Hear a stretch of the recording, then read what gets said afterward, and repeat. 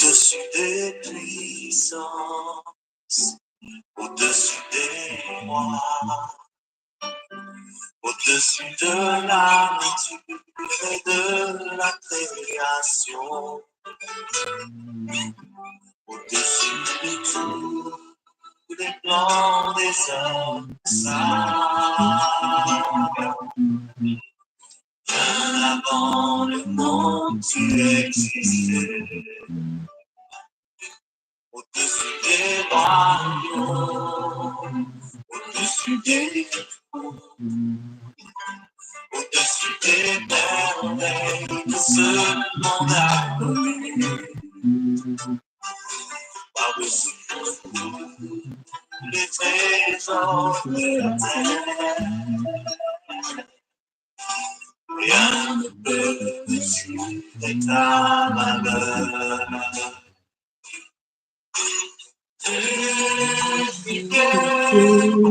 Seul abandonné, tu m'as souffert, tu sais rejeté tellement, sur les pas, tu m'as sauvé, tu m'as aimé, par-dessus tout.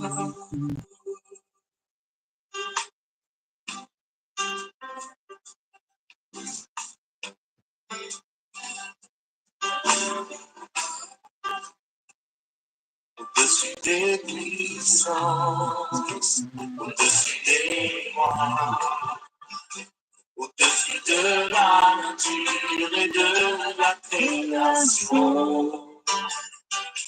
au-dessus de tous les plans des hommes saints. Bien avant le monde, tu existais,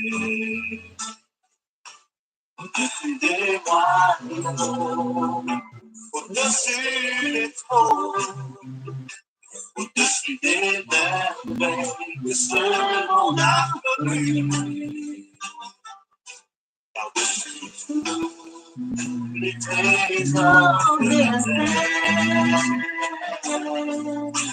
Rien ne peut mesurer ta valeur.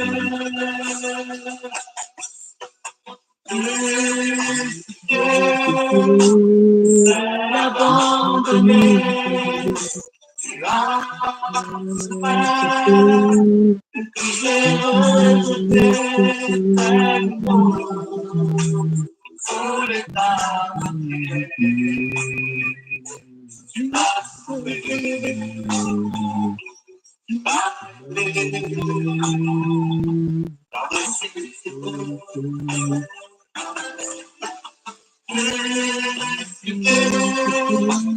Seul abandonné, tu as souffert, et puis j'ai rejeté tellement, sur les pas, tu m'as sauvé, tu m'as aimé, par-dessus tout.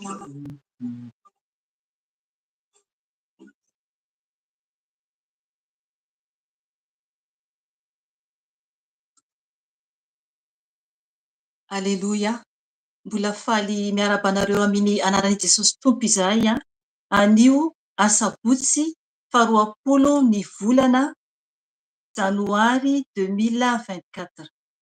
Ry ava-malalo amin'ny Tompo, raha nareny hira teo isika dia tena mahatorotoro fo tokoa satria Jesosy no voambara, Jesosy no ambara. Eny, teo ambony hazo fijaliana ny tompontsika.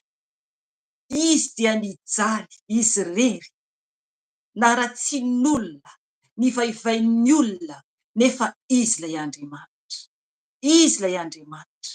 Makarary fo ny hira raha mieritreritra isika ny fahalebiazan'Andriamanitra, nefa ny isika izao dia manota foana.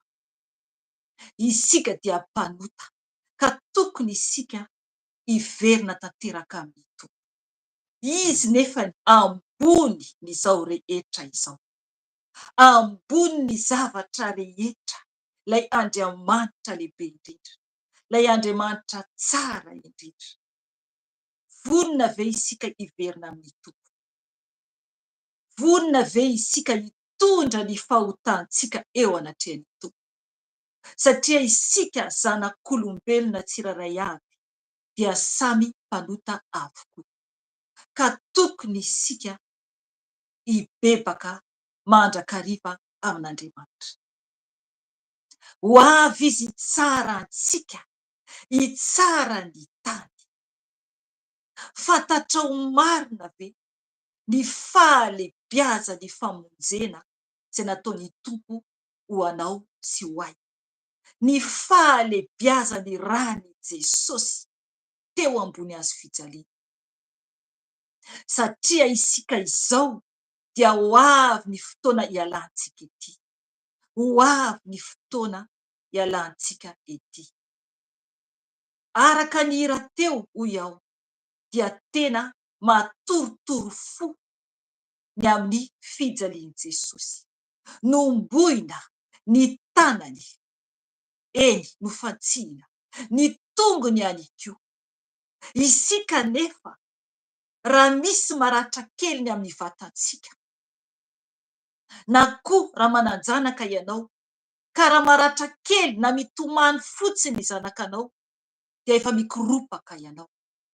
Isika raha mahita olona mitomany isika, raha olona tiantsika, raha tsy manana ankohonana ianao, dia tonga dia malahelo ny fonao. Ry havana, nefa ny Jesosy, izy ilay Andriamanitra no tonga nofo tetỳ ambony tany, nanolotra ny tenany ho antsika tsiraray avy. Inona no havalitsika azy? Inona no ho havalitsika ny ray? Ny fibebahana dia ny fandehanana amin'ny famarinana sy ny fahamasinana. Izay no iandrasany antsika. Mbola miandry ny ray, satria ho avy izy rehefa tonga ny fotoana, rehefa hiteny ny ray eo amin'ny seza fiandrianany hoe vita, ka rehefa mihidy ny boky ny fiainana, dia tsisy azo hosoratana intsony ao. Tsisy azo hosoratana intsony ao, fa vita hatreo. Satria ho avy Jesosy eny amin'ny rahoany lanitra, hampiakatra antsika, izay efa nahatody tsara ny hazakazaka. Ry havana, ho avy ny tompo, sao dia ho anisany ilay ho taitra isika ka hitomany eto amin'ity tany ity, raha mbola tsy maty isika ka tonga izany fotoana izany. Ka mitady famonjena nefa tsisy intsony. Ry havana, andao isika hibebaka, hitondra ny tenantsika eo anatrehany ray. Oka izay ny faharatsiana, izay manaraka foana ny faharatsiana izao fiainana izao. Oka izay ny teny nomeny tompo anio hibebahantsika, dia mifandray mihitsy amin'ilay hira teo ao amin'ny boky Salamo 8:20. Salamo 8:20. Io teny io no nomeny fanahy masina. Efa nomeny ahy koa io teny io, dia io zany no nomeny antsika anio. Ka ho raisintsika izany tenin'Andriamanitra izany. Salamo 8:20. Dia ho vakiantsika manontolo ny teny. Dia manasa anao aho tena hiaino tsara raha ohatra tsisy baiboly eny an-tananao. Satria io teny io no entintsika hibebaka, hitondrasantsika ny tenantsika eo anatrehan'ny tompo. Ho vakiantsika ny teny amin'ny anaran'i Jesosy tompo. Salamo 8:20. Hoy ny teny: ny tompo no mpanjaka, aoka angovitra ny firenena. Mipetraka eo amin'ny kerobima izy, miorooro ny tany. Lehibe aoziona ny tompo, ary misandratra ambony firenena rehetra izy. Aoka hiderany anaranao lehibe sy matahotra ireo, fa masina ny tompo. Ny herin'ny mpanjaka dia izy tia rariny. Ianao no mampitoetra ny fahintsiana. Fitsarana marina no ataonao eo amin'ny Jakoba. Manandrata ny Tompo Andriamantsika ianareo, ka miankohofa eo amin'ny fitoeran-tongony, fa masina izy. I Mosesy sy Arona izay isan'ny mpisorony ary Samuela izay isan'ny mpiantso ny anarany, dia niantso ny Tompo ka namaly azy izy. Niteny taminy tao anatin'ny andro raona izy. Nitandrina ny teny vavolombelony izy ireo, dia nididy izay nomeny azy. Ry Tompo Andriamanitra io, ianao no namaly ny nataony. Andriamanitra mamela ny elony ianao, na dia namaly azy noho ny nataony aza. Asandrato ny Tompo Andriamantsika, ary miankohofa eo an-tendrombohiny masina, fa masina ny Tompo Andriamantsika. Amen. Ry havana ny teny izay hoentintsika hibebahana dia manambara ny fahamasinan'Andriamanitra, ary Andriamanitra mamaly ny natao. Mamaly ny natao Andriamanitra, ka raha mamaly ny natao Andriamanitra dia aoka isika tsiraray avy ahatsapa ny nataontsika. Inona no nataonao ka tsy nety teo anatrehan'Andriamanitra?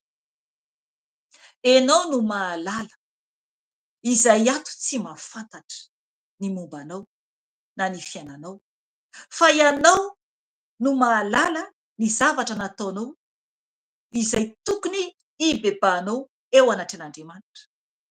Eto ny tenin'Andriamanitra dia manambara hoe, averiko vakiana dia mijanona ako araka ny sitrapony fanahy masina. Hoy ny teny hoe, ny Tompo no mpanjaka, aoka angofotra ny firenena. Mipetraka eo amin'ny kerobima izy, miorooro ny tany. Ny Tompo no mpanjaka, izy no mpanjaka, tokony angofotra ny firenena rehetra. Teneny eto hoe, aoka angofotra ny firenena. Izany hoe tsy hoe tokony, diso mihitsy ny teny, fa eto ny tenin'Andriamanitra dia miteny hoe aoka angofotra ny firenena.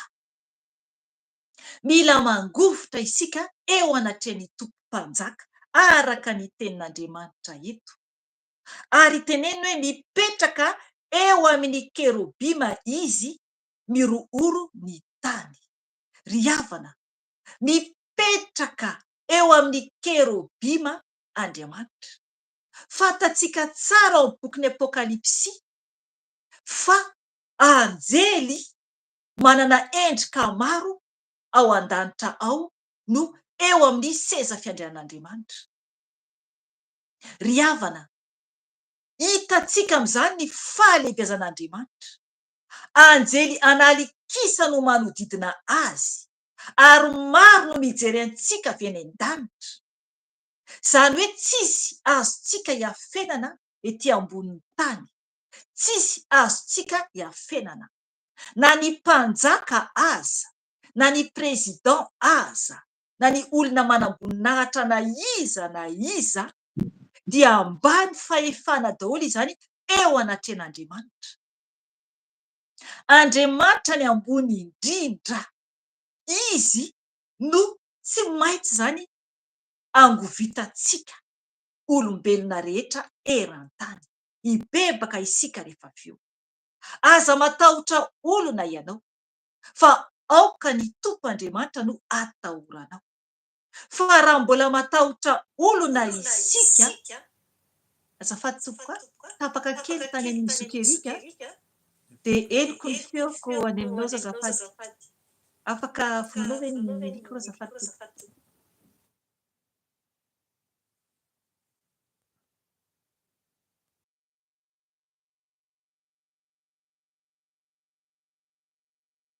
aleloia saotra tompo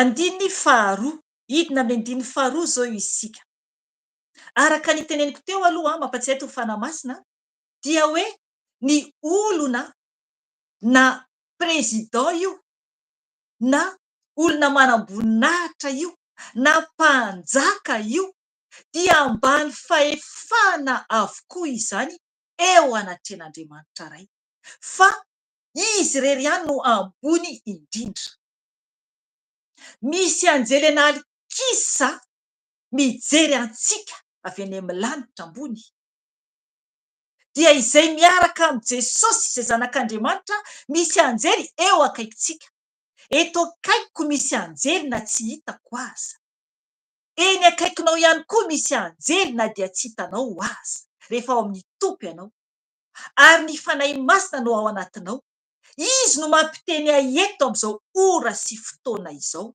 fa tsy izaho mihitsy satria asany no ataoko ary efa niomana aho teo ho an'ny asan'Andriamanitra ho an'ny asan'Andriamanitra dia efa teo ny fanahy masina na dia nivoaka raha aho la journée dia na dia mandeha aho dia efa misaina sahady ny asa ao ataoko anio amin'izao ora sy fotoana izao zany hoe tsy hoe kory 24/24 aho mieritreritra foana ny asa fa mampatsiahy foana ilay fanahin'ny iray tao anatiko ato anatiko fa le asa rehefa avy eo na dia nivoaka ary aho teo zay le hoe ny fanahy masina no miasa ka tsy misy ny asakana zay le hoe eo amintsika mandrakariva ny tompo sy ireo anjeliny ao amintsika izy miasa izy rehefa tena velantsika hiasa mandray ny contrôle ny tenantsika manontolo angatao amin'ny fanahy masina sahady ny ota ao aminao fa ho atorony ianao ho roanao rehefa avy eo satria androaka devoly isika koa rehefa avy eo mibebaka aloha dia roana le devoly alefa any amin'ny tany foana nasaina miverina any amin'ny afo be dia madiodio isika dia mila antsika mitandrina mba tsy ho latsaka indray avy eo amin'ilay ota efa nahalavo teo fa tena tonga dia hoe feno fahamasinana dia miaina anatin'ny hira louange na dia vita raha ny fotoana eto dia mivavaka dia miezaka miala amin'ny faharatsiana rehetra tsy mierikerika intsony fa manafana ilay fanahy masina azo eto zany ary koa ny fibebahana vita teto dia tena hoe fibebahana marina satria ny tompo tsy hainy ny mpanota raha fantany sahady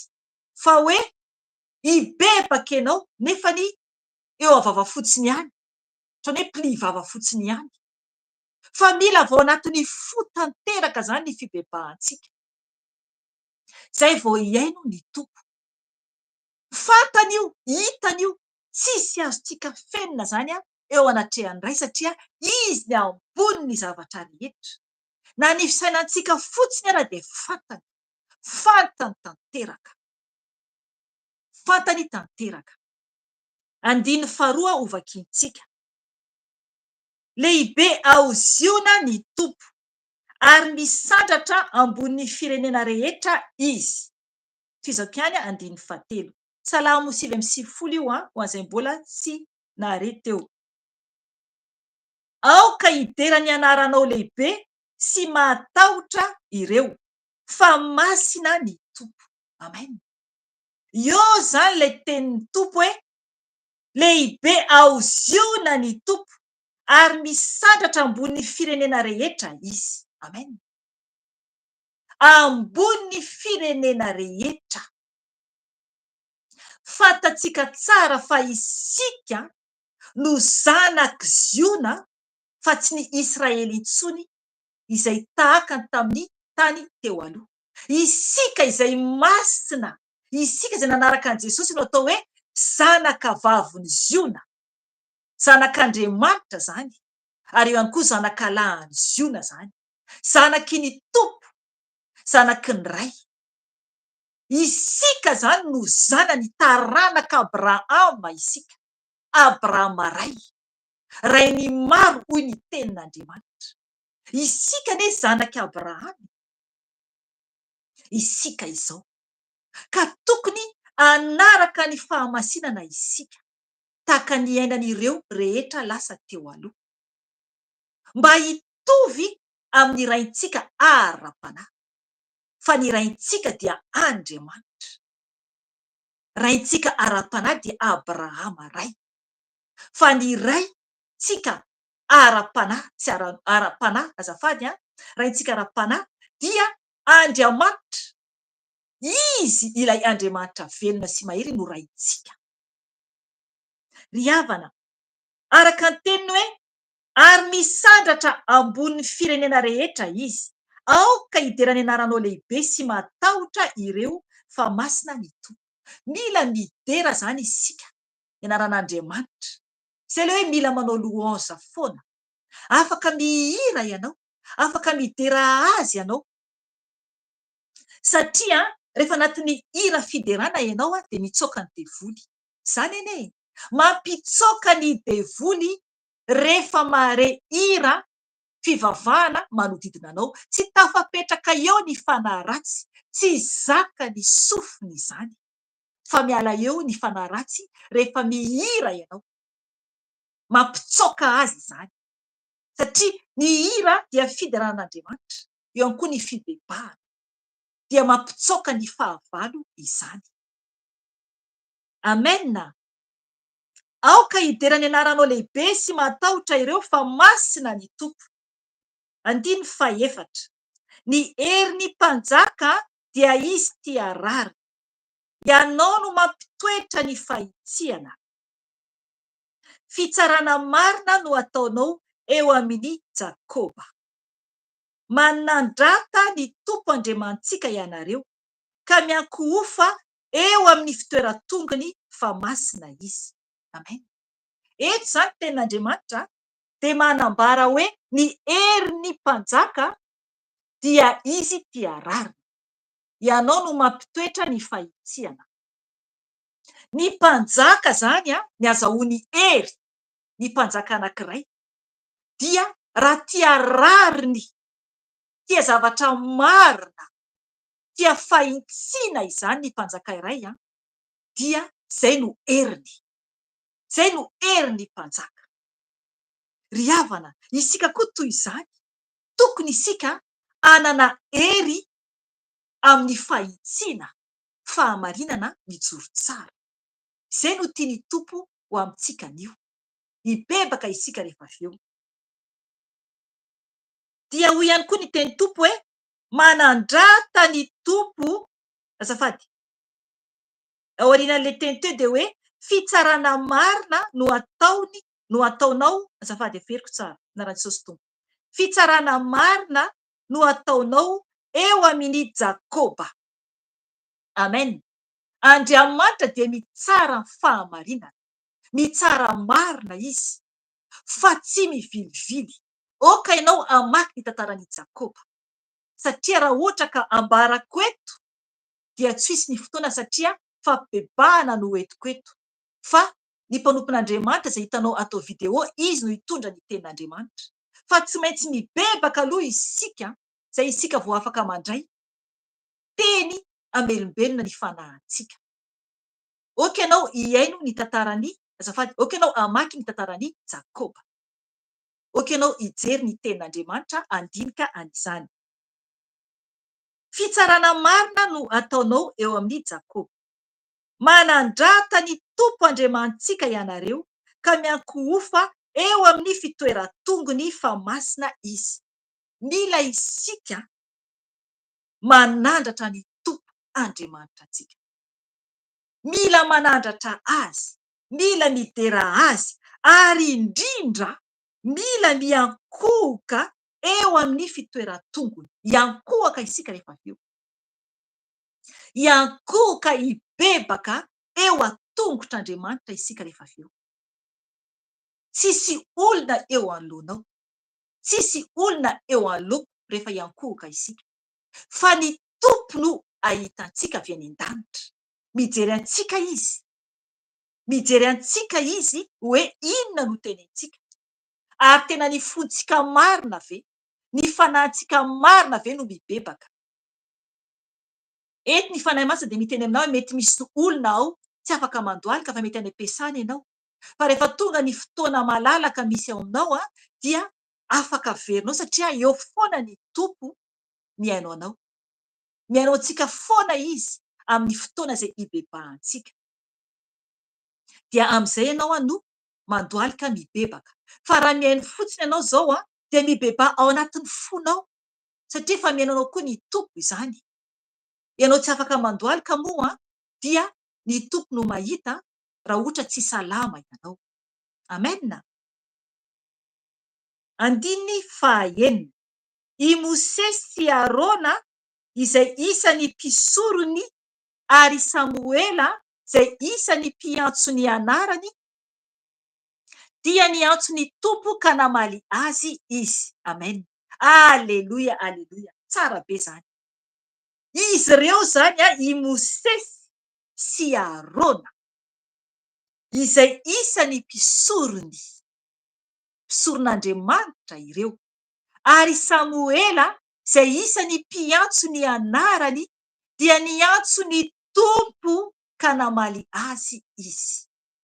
Amen. Eny ry havana, mamaly antsika ny Tompo. Ny teniny dia manambara fa mamaly antsika izy. Efa nare ny feon'ny Tompo ve ianao? Efa nare ny fahamaliany anao ve ianao? Ry havana, mila isika tena mahare an'Andriamanitra mamaly antsika. Mila isika tena mahare aza reraka ny mitady azy. Araka ny teny hoe Andriamanitra dia tsy meny mpanota. Raha mbola tsy narehan'ny Tompo ianao dia mbola nisy fahotana be zay tao. Fahotana zany dia tsy miaino ny Tompo. Fa rehefa tena vita fihavanana aminy isika dia miaino antsika izy ary mamaly antsika. Mamaly satria ny teny mihitsy ny teny eto hoe, miteny eto hoe dia niantso ny Tompo ka namaly azy izy. Niantso ny Tompo izy ireo dia namaly an'izy ireo ny Tompo. Amen. Andiny fahafito. Niteny taminy tao anatin'ny andraona izy. Nitandrina ny teny vavolombelony izy ireo dia ny didy izay nomeny azy. Amen. Izay le izy. Tsy maintsy mitandrina ny tenin'Andriamanitra isika. Izay nahatonga azy namaly azy ireo. Izay koa mahatonga azy mamaly antsika. Mamaly antsika izy rehefa tena mitandrina ny tenin'Andriamanitra isika. Dia ny didy izay nomeny antsika. Maro be ny didy nomeny antsika ato. Mila isika mankato tanteraka azy ao anatin'ny fahamarinana sy ny fahamasinana. Ny didy izay nomeny antsika dia fantatsika tsara fa ny manaraka izay natao Jesosy. Toa ny Jesosy. Manaiky an'Andriamanitra. Mino an'Andriamanitra. Mino an Jesosy fa zanak'Andriamanitra.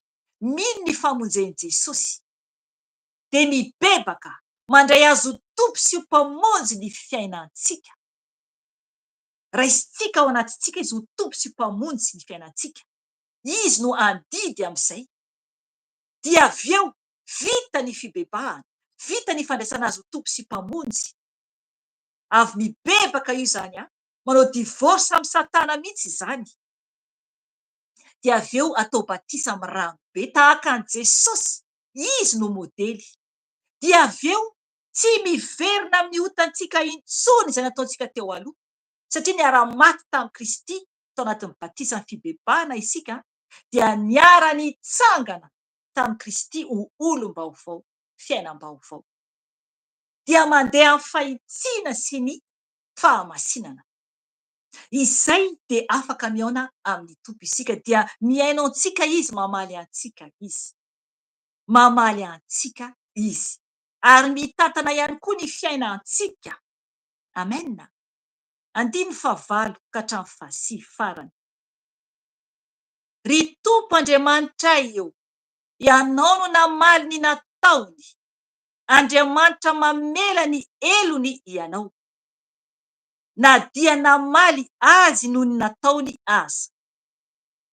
Asandrato ny Tompo Andriamantsika, ary miankohofa eo an-tendrombohiny masina, fa masina ny Tompo Andriamantsika. Amen. Ry havana, mazava tsara ny tenin'Andriamanitra.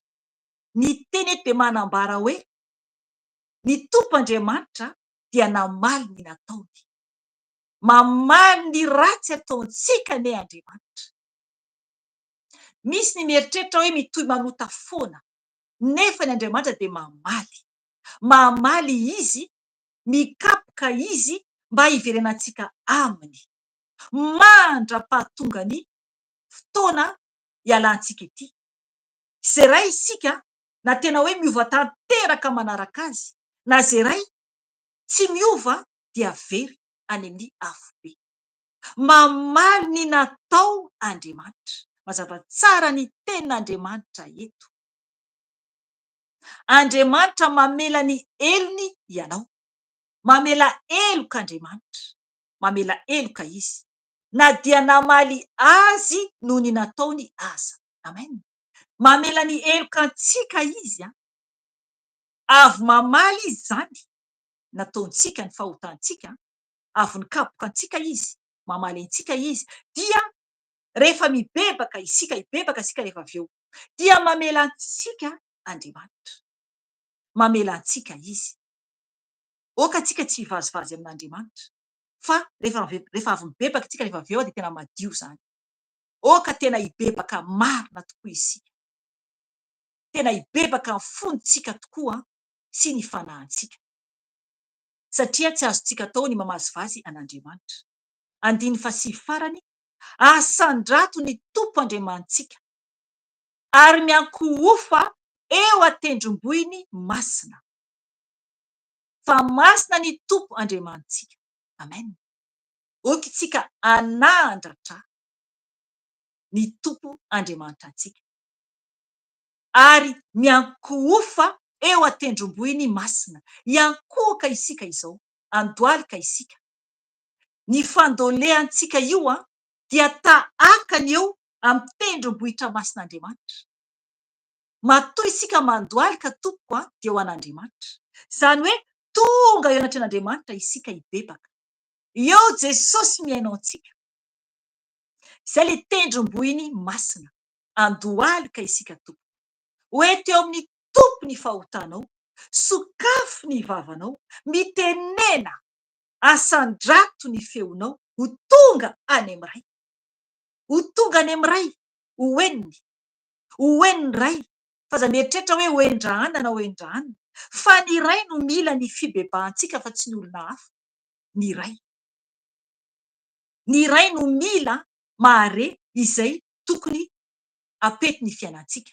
Fa raha ohatra isika hoe hibebaka dia hoe ho an'ny olona, dia mila sitraka amin'olona isika. Fa ny ray no mila antsika hibebaka ary hiaino antsika ary hamaly antsika. Dia hamaly antsika ny Tompo rehefa tena mibebaka marina isika. Fa masina ny Tompo Andriamanitra antsika. Masina izy. Izany fahamasinana izany dia tiany isika hitondra ny tenantsika eo anatrehany. Tsy afaka miafina isika satria ny takona rehetra dia miharihary eo anatren'Andriamanitra. Miharihary eo anatren'Andriamanitra. Andohalika isika Tompo hivavaka. Hoeto eo amin'ny Tompo ny tenanao. Andohalika isika eo anatrehantsika. Vavaka isika Tompo. Andohalika izy. Jesosy Tompo, indreto izahay Jesosy, mandohalika eo anatin'ny seza fiandiananao. Eo amin'ny tendrombohitra ao masina raha eo no andoleanay. Araka ny teninao izay nomenao anay teo. Indreto izahay Tompo, mitondra ny momba anay tsiraray avy. Jesosy io, mpanota ratsy izahay, tsy mendrika izahay Jesosy. Ka indreto izahay miantso ny anaranao.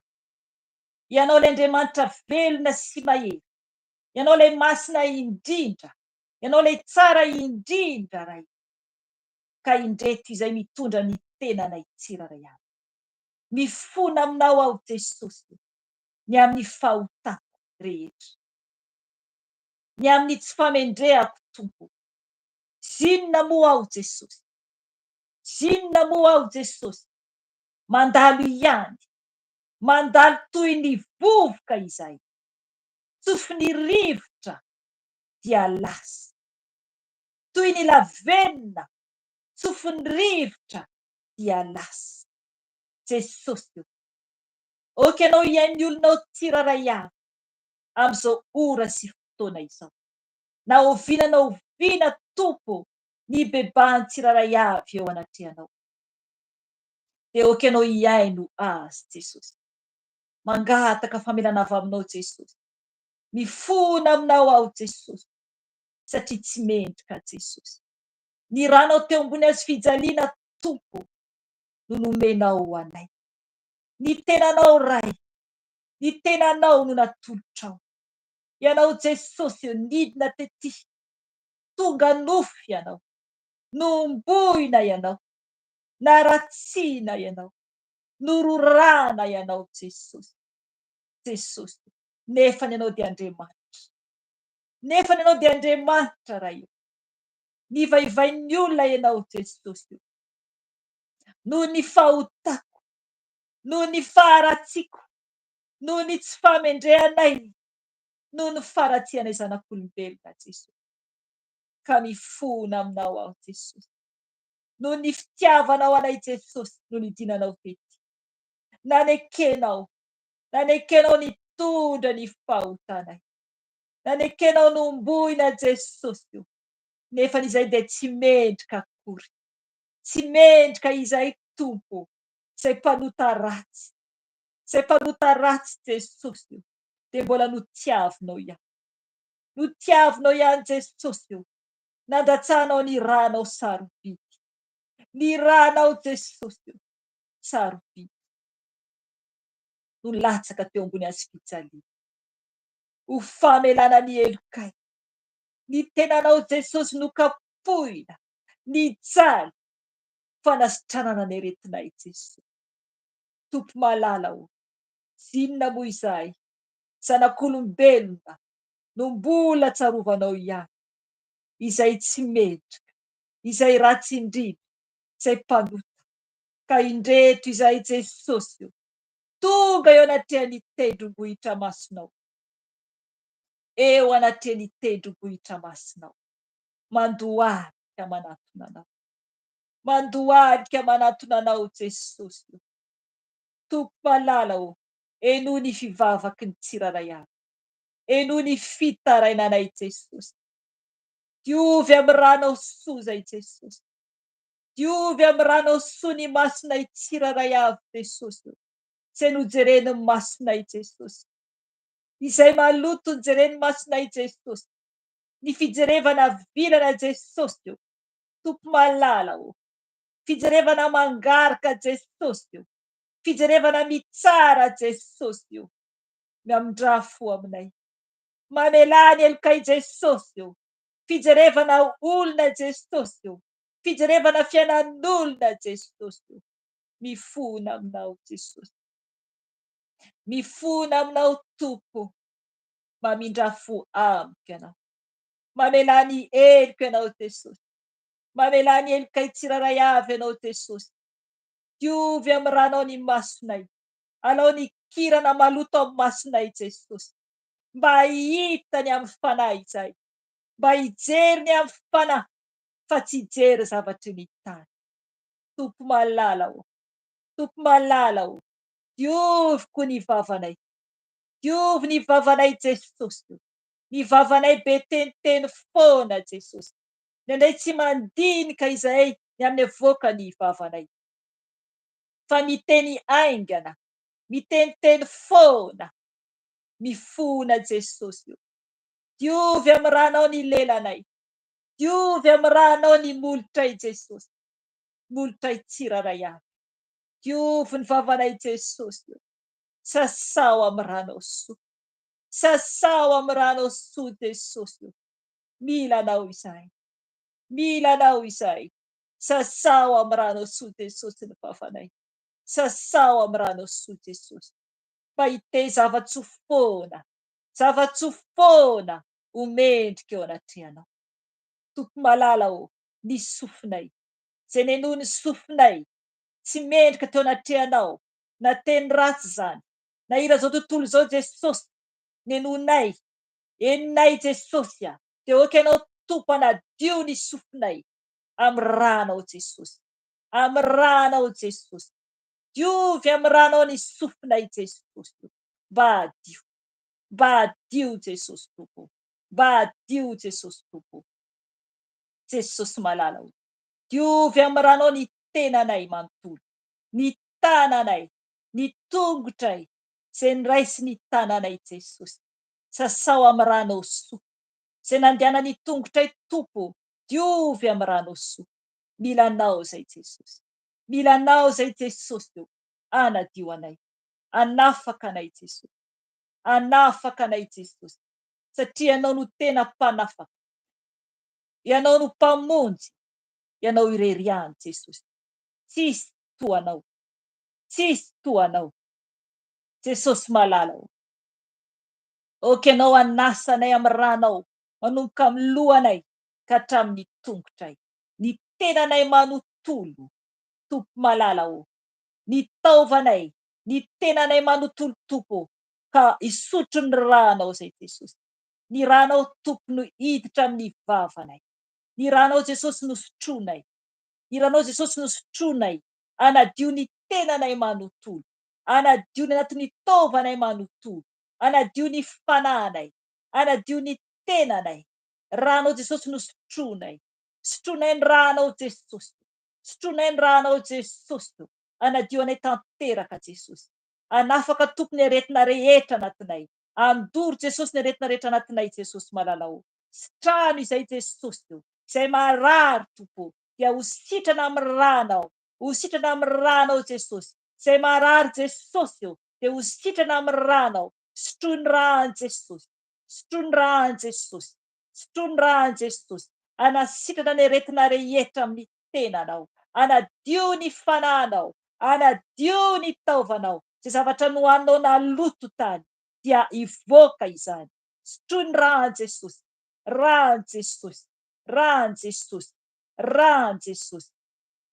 Misotro ny ranao zay Jesosy, misotro ny ranao zay Jesosy, misotro ny ranao zay Jesosy. Ranao Jesosy mikorina amin'ny lalan-dranay tsiraray avy. Ranao Jesosy no mikorina amin'ny lalan-dranay tsiraray avy Jesosy. Ka ny fandrika rehetra rehefa fahavalo dia tsy ambinina aminay izany. Ny zavatra nohaninay rehefa ny fahavalo dia tsy ambinina izany Jesosy. Fa ny ranao no mandoro, mandoro anatinay rehetra. Ny ranao Jesosy, ny ranao Jesosy. Tompo malala o, Tompo malala o. Oka koa ianao nadio ny zanakay, ny vadinay amin'ny ranao, ny ankonanay Jesosy, ny ankonanay Jesosy. Diovy amin'ny ranao ny tsiraray avy, manomboka amin'ny lohan'izy ireo ka hatramin'ny tongotry izy ireo.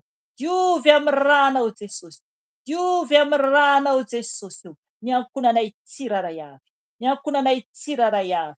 Tompo malala o. Oka koa ny ranao sotroiny izy ireo, oka koa ny ranao sotroiny izy ireo. Ranao Jesosy, ranao Jesosy, ranao Jesosy, ranao Jesosy. Sotranao Jesosy noho ny fitiavanao sy ny famondramponao satria namela anay ianao, namela anay ianao, mangataka aminao zay fanahy masina, fanahy masina feno ianao izay. feno ianao izay fanay masina iray. Mila anao izay. Mila anao izay fanay masina. Oky anao ameno anay.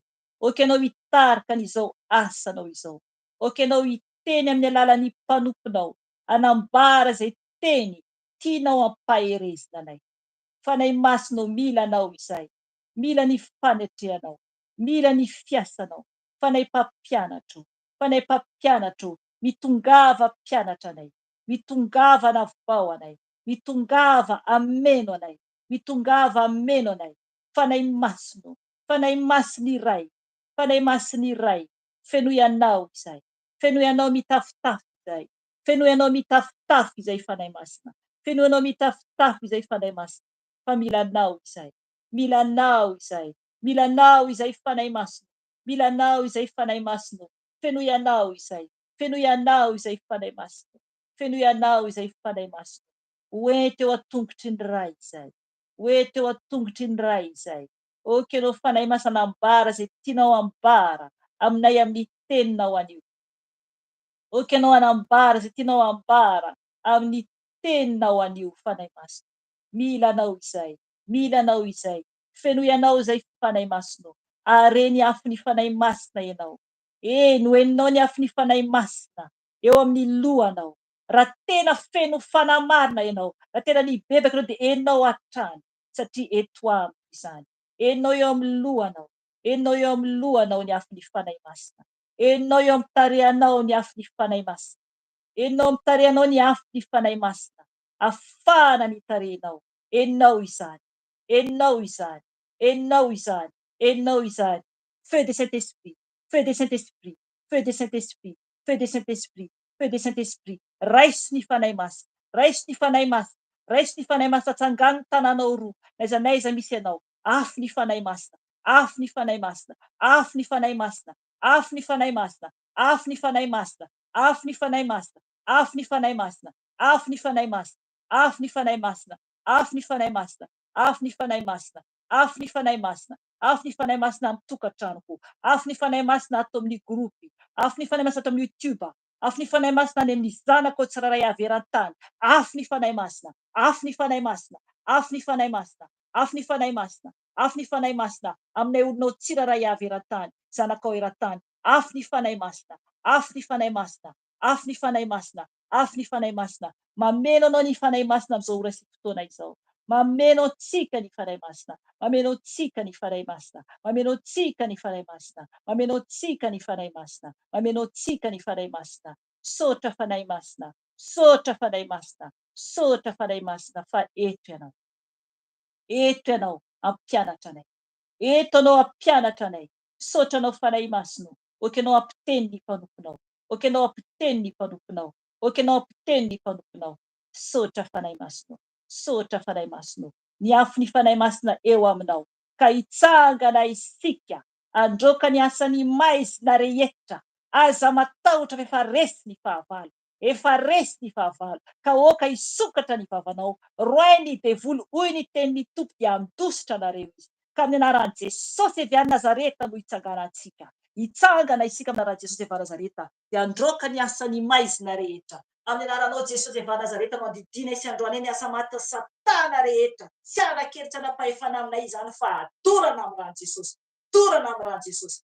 Dorana amin'ny ran'i Jesosy. Dorana amin'ny ran'i Jesosy. Eto itanareo Satana ny andavaky ny elo plasinareo miala ny asa maty Satana. Miala ny asa maty Satana. Dorana amin'ny ran'i Jesosy. Tsy ambinina anareo. Tsy manakevitra, tsy manapahefana aminareo. Eto itanareo ny andavaky ny elo plasinareo. Miala ny asa maty Satana rehetra. Potena amin'ny ran'i Jesosy. Miala devoly Jezebela eto ny etan'i Jezebela izay mipetrapetraka atao tokantranoko ato. Tsy manakevitra, tsy manapahefana atonareo fa miala amin'ny ran'i Jesosy. Dorana amin'ny ran'i Jesosy. Dorana amin'ny Jesosy. Eto itanareo Jezebela ny andavaky ny elo plasinareo. Tena amin'ny ran'i Jesosy. Ran'i Jesosy. Ran'i Jesosy. Ran'i Jesosy. Miala ny devoly mena rana ela efa resy. Devoly tapado miala. Potehana amin'ny ran'i Jesosy. Potehana amin'ny ran'i Jesosy. Potehana amin'ny ran'i Jesosy. Potehana amin'ny ran'i Jesosy. Miala ny devoly tapado. Potehana amin'ny ran'i Jesosy. Potehana amin'ny ran'i Jesosy. Verina andavaky ny elo. Mena rana ela. Potehana amin'ny ran'i Jesosy. Tena amin'irany Jesosy hitsakitsahana efa ambany tongotra ianareo miafo ny lanitra no amin'ny tongotra tena amin'irany Jesosy hitsakitsahana menarana ela hitsakitsahana menarana misy angary ianao titsakitsaho mihitsy menarana ela fa miafo ny lanitra ny amin'ny tongotrao miafo ny lanitra ny amin'ny tongotrao torana amin'ny afo ny lanitra hitsakitsahana menarana ela hitsakitsahana menarana nydavaky ny elo plasinareo torana amin'ny afo ny lanitra torana amin'ny afo lanitra tsy manaketsy mafanamena fa torana amin'irany Jesosy miala hidravona fitoloha tena amin'irany Jesosy raiso ny sabatry ny tompony amin'ny tananao sabatry ny tompony amin'ny tananao ka doro tapatapao amin'irany Jesosy ny ratsy rehetra izay manodidina anao tena amin'irany Jesosy tena amin'irany Jesosy tapatapahana ny tenda-dravona fitoloha tapahana tapahana ny tenda-dravona tapahana ny tenda-dravona tsy manakery tsy manapahefana amin'ny ankohona nareo miala verina ny miely verina ny miely tapahana amin'ny sabatry ny tompo amin'irany Jesosy efa Nazareta tena amin'irany Jesosy tena amin'irany Jesosy tena amin'irany Jesosy tena amin'irany Jesosy ny rambo ny dravona dia tapahana amin'ny sabatry ny tompo tapahana amin'ny sabatry ny tompo amin'irany Jesosy efa Nazareta tena amin'ny sabatry ny tompo tena amin'ny sabatry ny tompo any davaka telo plasinareo mialanareo toy ny lavenina velany tany foana toy ny lavenina velany tany foana miala amin'irany Jesosy efa Nazareta miala ny devoly ratsy rehetra fa alizalizana voatona ratsy voatona dia tena amin'irany Jesosy devoly fankalana devoly mpampiady rehetra miala totokantrano miala tena amin'irany Jesosy devoly mpandravana isan'Andriamanitra tena amin'irany Jesosy devoly izay manafinafika amin'ny YouTube koa dia tena amin'irany Jesosy tena amin'irany Jesosy devoly mpamosavy tena amin'irany Jesosy efa Nazareta tena amin'irany Nazareta tsy manaketsy fafanafanamenareo tsy manaketsy fafanafanamenareo eto itanareo satana any an-davaky ny elo amin'ny plasinareo any an-davaky ny elo amin'ny plasinareo tena amin'irany Jesosy nareo mialanareo devoly Belzebuba eto ny itanareo tena amin'irany Jesosy verina ny an-davaky ny elonareo miafo ny lanitra mandrava ravanareo miafo fanamasina mandoro feu de cet esprit ny an-davaky ny elo plasy Belzebuba any an-davaky ny elo plasy Lucifera tena miafo ny lanitra tsy manarona fanay ty tena amin'irany Jesosy tena amin'irany Jesosy tena amin'irany Jesosy ny an-davaky ny elo plasinareo amin'irany Jesosy efa Nazareta tsy manaketsy fafanafanamenareo eto itanareo eto efa resinareo tena amin'irany Jesosy na ny voatona na tsy voatona dia tena amin'irany Jesosy tena amin'irany Jesosy tena amin'irany Jesosy mialinareo raha ny Jesosy mandrakotra ny tokantrano raha ny Jesosy mandrakotra ny tokantrano raha ny Jesosy mandrakotra ny tokantrano oky tonoiny mihitsy ny raha ny Jesosy mandrakotra ny tokantranonao ny fanananao ny tenanao ny ankonanao raha ny Jesosy manaova fihetsika ianao alefaso ny raha ny Jesosy mandrakotra ny tokantrano raha ny Jesosy mandrakotra ny ankonao raha ny Jesosy mandrakotra ny fiainako manontolo ny fananako ohatra raha ny Jesosy raha ny Jesosy raha ny Jesosy raha ny Jesosy raha ny Jesosy raha ny Jesosy sotranao Jesosy tera ho anao aja ho anao voninahitra ho anao sotra tompo malala ho tera ho anao Jesosy alleluia alleluia alleluia alleluia alleluia alleluia sotra ny tompontsika voninahitra ho an'i Jesosy afaka manokatra micro ngamba alleluia dia sotra ny tompontsika tamin'ny fandroana devoly teo ny asany tompo mety tsapanao tany aminao angambany mahireza aza mitsahatra mihitsy mandroaka devoly fa ny tompo zany rehefa miasa dia miasa ary tokony tsisy tahotra zany isika na iza na iza ry havana ajanoko hatreo ny amin'ny fampibahana tsorana ny tompony amin'izay rehetra vita fa omeko ny mpanokon'Andriamanitra amin'izay any amin'ny anten'Andriamanitra ialana tsilo palava fa ny tompo mantsy no mandidy ny fanamasina no mandidika izay sitraka ny no tanterahana fa tsy sitraky ny toerana amen amen mamerina ny fiarabanantsika afaka mity mafafy ianao tompo ambanimbany feonao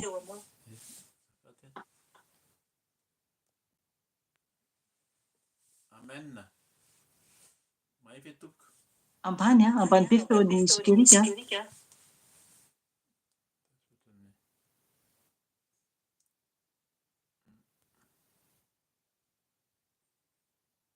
micro ataoko loka ambony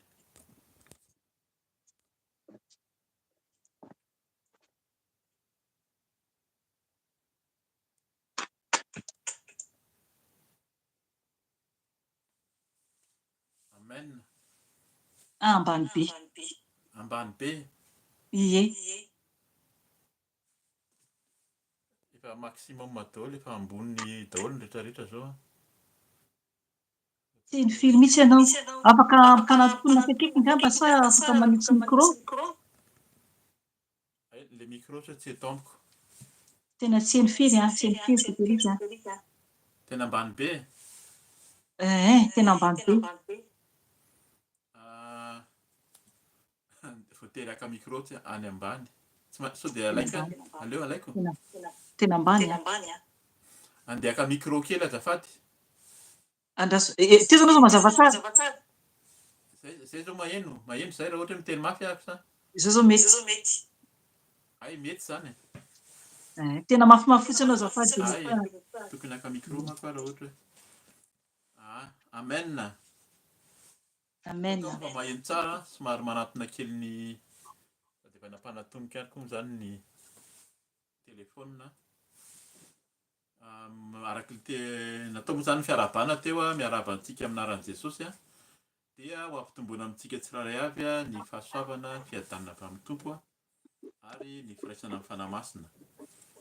Dia isaorantsika moa zany mama Felicia ny amin'ny fitariana tamin'ny fivebahana ny amin'ny tenin'ny tompo. Isaorana ny tompo satria ny party zany ny zavatra niraisiny teo dia efa manokatra ny amin'ny tenin'Andriamanitra izay efa misy isaorana ny tompo hoe tsy hazavaina intsony zany indrindra ny amin'ny hoe mahamasina an'Andriamanitra zany. Ny fahamasinan'ny tompo zany ao anatin'ny fanazavana ny ten'Andriamanitra izay nampihoman'ny tompo eto dia tsy hiditsalava amin'izay intsony tsika fa nazava teo fa masina ilay Andriamanitra ivavahantsika dia tokony ho masina koa isika. Ny tenin'Andriamanitra ifampizarantsika androany dia ao amin'ny Ezekela 5. Ezekela 5 zany ovakitsika manontolo dia orinan'izay dia hivavaka fohintsika miatrahantsika ny tenin'ny tompo. Ovakina ny Ezekela 5 amin'ny anaran'i Jesosy. Dia izay ihany koa eto amin'ny baiboly keto zany misy lohateny hoe hikapoka ny Israely Andriamanitra. Dia efa izay lohateny izay ihany koa no hitondrantsika ny amin'ny ifampizarantsika ny tenin'Andriamanitra zany. Vakina amin'ny anaran'i Jesosy ary ianao ry zanak'olona maka sabatra maranitra ka ampiasao toy ny harezan'ny mpanala volombava izany. Dia anarato ny lohanao sy ny somotrao ary maka mizana dia zarao ny volo. Ny apateliny dia doroy amin'ny afo ao an-tanàna rehefa tapitra ny andron'ny fahirano. Alao koa ny apateliny ka asio ny sabatra manodidina ny tanàna ary ny apateliny sisa dia aelezo eny amin'ny rivotra ary anatsoaka sabatra hoety manenjika azy ao ary analao vitsivitsy ireo ka finosy ao amin'ny sisin'akanjonao ary ireny indray dia mbola analao koa ka atsipazo ao anaty afo. Zany dia doroy ao, isy afo ivoaka avy aminy ho amin'ny taranak'Israely rehetra. Izao no lazain'ny Tompo Andriamanitra. Ity Jerosalema ity dia nataoko eo ampovoan'ny jentilisa ka voadidin'ireny tany ireny izy. Nanao ditra tsy nanaraka ny fitsipiko sy ny didiko izy fa nanao izay ratsy mihoatra noho ny jentilisa sy ny tany manodidina azy. Eny nandany fitsipiko sy ny didiko izy ka tsy nandeha arak'izany. Koa izao no lazain'ny Tompo Andriamanitra. Satria anareo dia nitabataba mihoatra noho ny firenena manodidina anareo ka tsy nandeha araka ny didiko na nanaraka ny fitsipiko sady tsy nanaraka ny fitsipiky ny firenena izay manodidina anareo aza. Dia izao no lazain'ny Tompo Andriamanitra. Indro izao dia izao no manohitra anao ka hanao fitsarana eo aminao eo masony jentilisa. Noho ny fahavetavetanao rehetra dia ataoko aminao izay tsy mbola nataoko sady tsy ataoko tahaka izany intsony. Koa ny iray dia hihinana ny zanany eo aminao, ary ny zanaka kosa dia hihinana ny rainy, anao fitsarana eo aminao aho.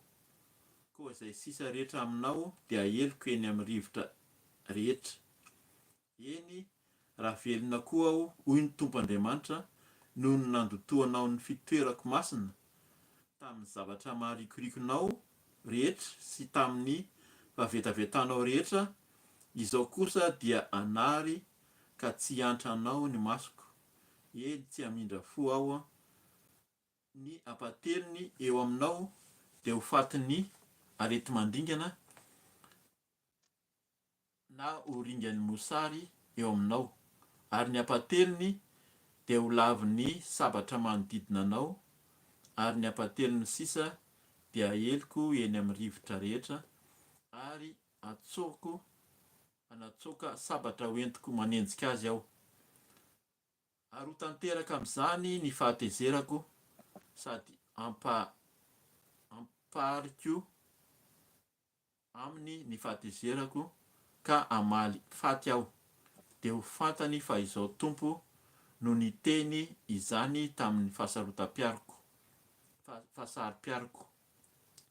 rehefa notanterahiko tamin'ny fahatezerako, ary ataoko lao ka ho fandatsa eny amin'ny firenena izay manodidina anao ianao eo mason'izay rehetra mandalo.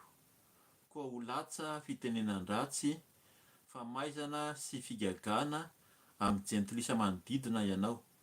Rehefa manao fitsarana aminao aho amin'ny fahatezerana sy ny fahavinirana ary amin'ny fananarana mafy.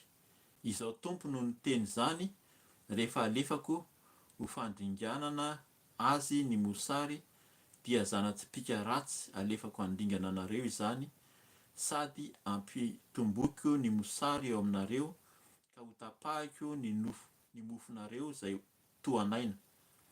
Dia andefasako mosary sy biby masika eo aminareo ka ahalany fara anareo izany, androso eo aminao ny arety mandingana sy ny fandatsahan-dra, ary ataoko miantra aminao ny sabatra.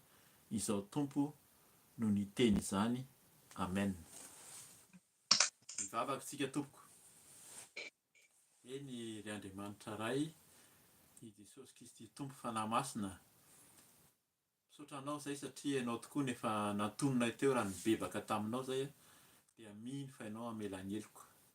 Nefa ankehitriny dia mbola tonga aminay ny teninao, aminay izay mifampizara amin'ny teny malagasy amin'izao fotoana izao, dia tonga ny teninao mampatahotra, mampieritreritra, kanefa dia tianao zany no zaraina, tianao zany no ifampizaranay, ka dia mangataka anao fanahy masina ameny tanteraka, aoka tsisy ambaraka afa-tsy ny sitraponao tokoa, araka ny teny efa sy ny vavaka nambara teo, dia ianao nefa nampiomana hatramin'ny fotoana rehetra, ary mino fa ianao no mbola nendry ny vavako, aoka tsisy ambara afa-tsy ny sitraponao, ary aoka tsisy hoen'ny mpanomponao afa-tsy ny feonao irery ihany, dia sory izay tsy hanao rehetra, ninona fampierikerehana, ninona asan'ny satana tsy ahafahanay mihaino sy mahafantatra ny sitraponao, dia mbola didina sorohana aminaranao zany Jesosy, any farimy rehetra afo. Aoka ianao niteny, aoka ianao anambara, ka dia tenena araka ny fombanao koa, fa voninkaino ny mpanomponao aminaranao Jesosy Kristy. Alleluia. Amen. Amen. Somary miteny mafimafy aho zany. Ataoko ngamba fa maheno tsara tsika, dia sorana ny Tompo. Raha mahatsiaro tsika ny amin'ny fotoana tamin'ny heriny,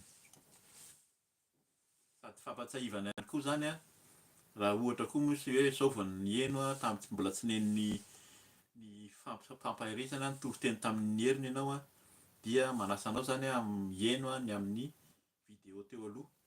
Fa tamin'izay dia manambara ny mpanompon'Andriamanitra ny amin'ny Kaina sy Abela. Dia tamin'izay tena nahagaga, dia rehefa tsy nakasitrahan'ny Tompo Andriamanitra ny fanaty Kaina dia tezitra izy. Longolongo izy ny tarehany tezitra. Dia inona rehefa tezitra izy nahavita namono ny rahalahiny. Vonoiny mihitsy abela noho ny fahatezerana. Zay zany ny fahatezeran'olombelona hita amin'ny tenin'ny tompo tamin'izany moa zany hoe aza manome fitoerana ho an'ny devoly indrindra ny fahatezerana zany fa roa izy hiala amintsika. Zay raha olombelona ny tezitra dia ohatran'izay nataon'ny Kaina zay, mahavita mamono olona mihitsy, mamono ny rahalahiny. Eto zany Andriamanitra no tezitra. Araka ny teneniko teo hoe tsy azavaina intsony ny fahamasinan'Andriamanitra ny fahalehibiazany, izy no mpanjaka. Efa nambaran'ny mpanompony teo ny fahalehibiazany, ny mahalehibe an'Andriamanitra. Izy nahary n'izao rehetra zao anazy zao rehetra zao ary masina izy. Dia tezitra izy, tezitra amin'ny Israely izy amin'ny zanak'Israely. Ina moa zany le zanak'Israely eto dia isika araka ny tenin'ny mpanompony teo tsy le Israely tamin'izany, tsy ireo intsony zany no atao hoe zanaky Jakoba, fa tsika koa dia miara-mandova no Jesosy Kristy. No Jesosy Kristy nanolotra ny ainy teo amin'ny harifijaliana dia lasa mandova koa tsika. Ary rehefa mahafantatra tsika zany, mahafantatra dia mitovy amin'ireo zanak'Israely ireo na mihoatra amin'ireo mihitsy ary raha manaraka ny didin'Andriamanitra sy mankatoy ny didiny. Zay le didy io zany mila fatarina kely. Maninona ny teneny hoe didy? Misy natao hoe fitsipika, misy natao hoe didy. Didy zany zavatra tena hoe mandidy zany, zavatra terena zany, zavatra tsy maintsy atao fa tsy hoe mety tianao sa tsy tianao, fa tena didy tsy maintsy atao. Rehefa tonga ny didy, didy pitsarana, dia zay tsy maintsy ankatoavina. Rehefa misy ny didy izay avoakany eo amin'ny firenena anankiray dia tsy maintsy manatanteraka an'izay daholo ny mponinao. Dia didy zany didin'Andriamanitra, ny tenin'Andriamanitra atao hoe didy, dia tsy maintsy tanterahana zany fa tsy hoe ito zavatra mety amiko, ito tsy mety amiko, fa zay ny tenin'ny tompo dia didy izy io dia arahana araka ny mety mafimafy amintsika izy, fa na tiatsika na tsy tiatsika zany ny atao hoe didy dia tsy maintsy arahana, tsy maintsy tanterahana. Misy horaisitsika zay any amin'ny faran'ny fitoriana any, amin'ny faran'ny fotoana, amin'ny fampahirezana farany eo hoe inona moa zany ny vokatra zay fankatoavana ny didy zay. Fa eto dia araka le teny teo hoe mampatahotra ny tenin'Andriamanitra. Mety tsy voavakiko averiko manontolo izy, fa tena mampatahotra rehefa tonga, rehefa tenin'Andriamanitra ny tezitra. Ary ny lohateny dia araka ny teneniko teo hoe eto amin'ny baiboliko mihitsy zany dia zay mihitsy: hikapoka ny Israely Andriamanitra. Rehefa tezitra Andriamanitra dia mikapoka. Inona nefa ny mahatonga azy hikapoka? Ny tsy fankataovana ny didina sy ny fialan'ny Israely izay olona ny fidian'Andriamanitra. Tena fidian'Andriamanitra ireo, mahafantatra ny didin'Andriamanitra, nampianariny ny didiny, fa niala taminy dia nikapohan'Andriamanitra. Ohatra izay zany tsika amin'izao fotoana izao kristianina, raha mbola zao ianao zany vao manolo tena ho an'ny tompo dia indraindray ny tompo manambo tamby. Zay le hoe manambo tamby izy. Fa rehefa nafantatra ianao no miala, ary rehefa heninao ny tenin'Andriamanitra hoe ty tsy azo atao, zay le famarinana. Ny fanompoan-tsampy, ny zavatra tsy araka ny sitrapon'Andriamanitra vakiny zany sy ny soratana any amin'ny Exodosy 20 ho an'ny zanak'Israely zany hoe reto ny zavatra tsy azo atao. Ny didy folo, zay mahatonga anazy hoe didy folo. Didy le izy fa tsy hoe zavatra safidy, fa tena didin'Andriamanitra hoe didy folo. Zay tenin'Andriamanitra teny nomen'ny tompo an'i Mosesy, zay teneny hoe zao tsy maintsy ataonareo ny zanak'Israely. Tsy hamaky an'io zany tsika any amin'ny Exodosy 20 fa fantatsika tsara, aza manin'Andriamanikafa fa zao ihany. Aza manao zavatra sarin-davatra voasikotra izay endriky ny eny ambonin'ny rano, any ambanin'ny rano, eny ambonin'ny tany sy eny amin'ny habakabaka. Aza manompo zany ny sarin-davatra voasikotra, ny statut zany. Aza mandainga, aza mamono olona be da be mihitsy. Araka le teny teo aza mamono olona teo zany, araka le teny teo fahatezeran'ny Kaina dia namono ny rahalahiny izy. Zany zany dia tsy araka ny didin'Andriamanitra, ary zay no namaizan'Andriamanitra ny Kaina. Raha mientsika dia nisy famaizana nomen'Andriamanitra ny Kaina zany.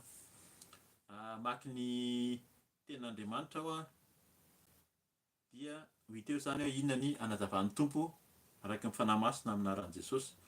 Ary ianao ry zanak'olona maka sabatra maranitra ka ampiasao toy ny arezan'ny mpanala volombava zany, dia narato ny lohanao sy ny somotrao ary maka mizana dia zarao ny volo. Eto ny teny izay tian'ny tompo azavaina fohy dia ny hoe ry zanak'olona. Ezekela no natsony tamin'io.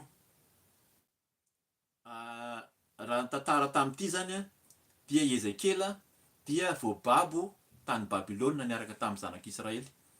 Misy zanak'Israely izay mibaboana araka ilay teny teto zany tsy nankatoan'Andriamanitra dia nisamborin'ny fanjakana Babilôna izy dia nentin' zareo lasa babo dia natao sesitany.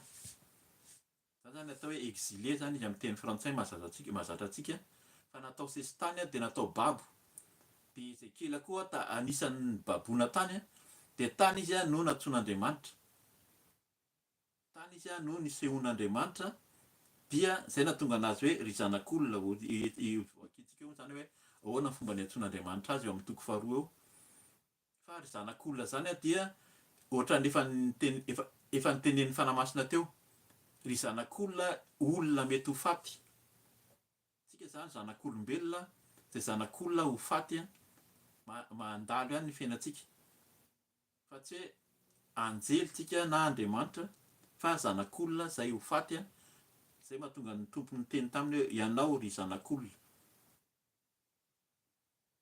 Zay zany no ampatsahivon'ny tompo eto ny amin'ny andiny voalohany io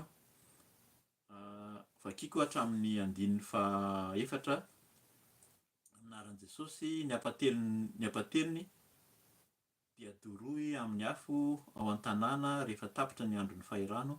Alao koa ny apateliny ka asio ny sabatra manodidina ny tanàna, ary ny apateliny ny sisa dia ailezo eny amin'ny rivotra, ary anatsoaka sabatra ho entiny manenjika azy aho, ary analao vitsivitsy ireo ka fonosy ao amin'ny sisin'akanjonao, ary ireny indray dia mbola nalao ka atsipazo ao anaty afo izany dia doroy ao izy afo ivoaka avy amin'ny taranak'Israely rehetra. Amen. Eto zany dia arak'izay natsoan'Andriamanitra i Ezekela ho mpaminany dia nanehoan'Andriamanitra fahitana. Eto koa zany dia tena miteny mihitsy Andriamanitra mampiseho. Azagaky tsika hoe misy hoe mpaminany mpanompon'ny tompo hanambarany ny sitrapony zany. Efa resantsika tatoato fa amin'izao andro farany zao dia mitateraka mihitsy ny teny amin'ny Joël toko 7. Misy ny aminany, misy ny an'ny nofy, misy ny ahita fahitana, misy ny tenenan'Andriamanitra, ary ny fanahy masina dia efa arotsany amintsika. Ka tahaka izany no iantsony Andriamanitra ny Ezekela. Vakitsika ny toko faharoa ahafantarantsika tsara hoe inona moa zany ilay fiantsoana. Ohatrany ahoana ny fomba niantsoan'Andriamanitra ny Ezekela, izay natao hoe mpitily. Mpitily zany olona mitazana zany mijery ny zavatra ho avy, mpiambina eny amin'ny ambony eny amin'ny fidirana eny. Ka rehefa mahita zavatra iseho ireo, zay ilay ampisehoan'Andriamanitra azy, dia miteny. Fa raha tsy miteny ny mpitily, ny mpaminany, dia iverina aminy ny fitsaran'Andriamanitra.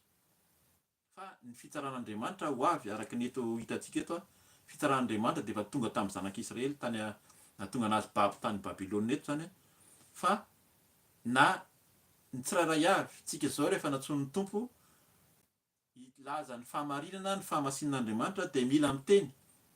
Raha tsy zany hiverina amintsika zany ny fahotan'ny olona.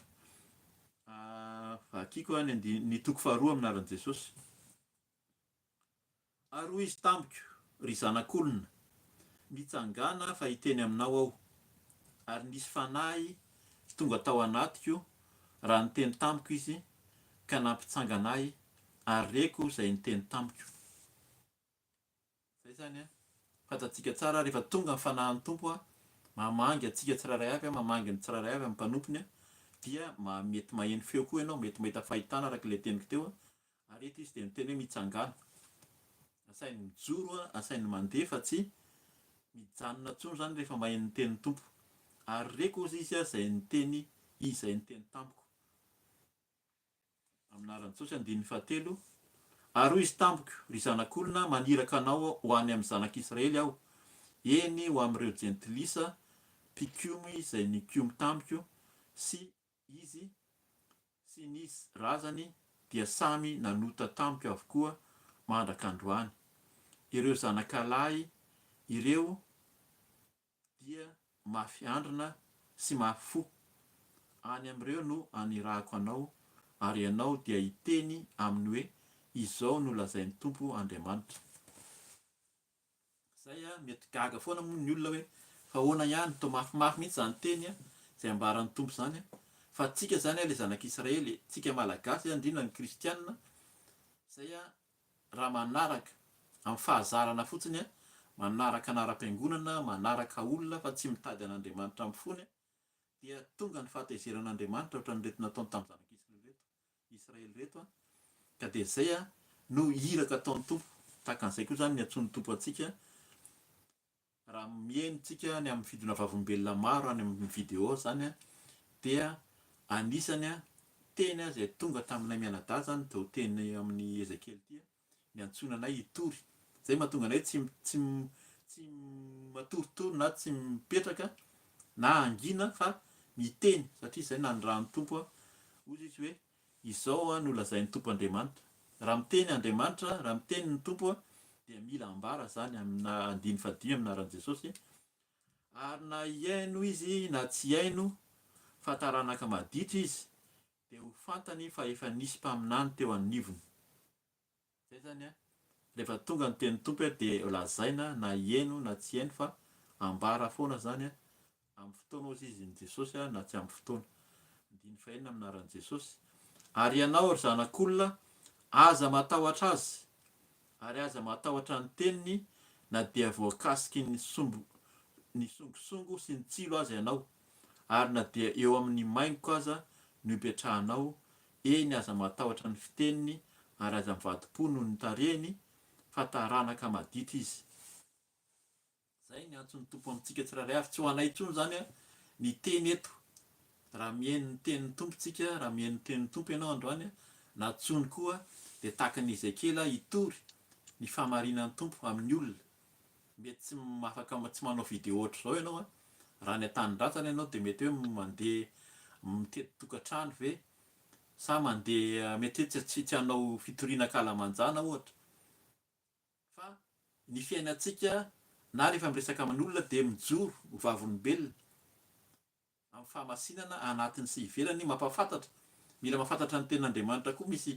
Zay mahatonga an'ilay hoe maninona no lava ilay fampidirana teo, ohatra hoe ny fampibebana. Efa fampianarana tian'ny Tompo atao iny ampifantarany antsika hoe masina ilay Andriamanitra io, tokony ho masina koa tsika.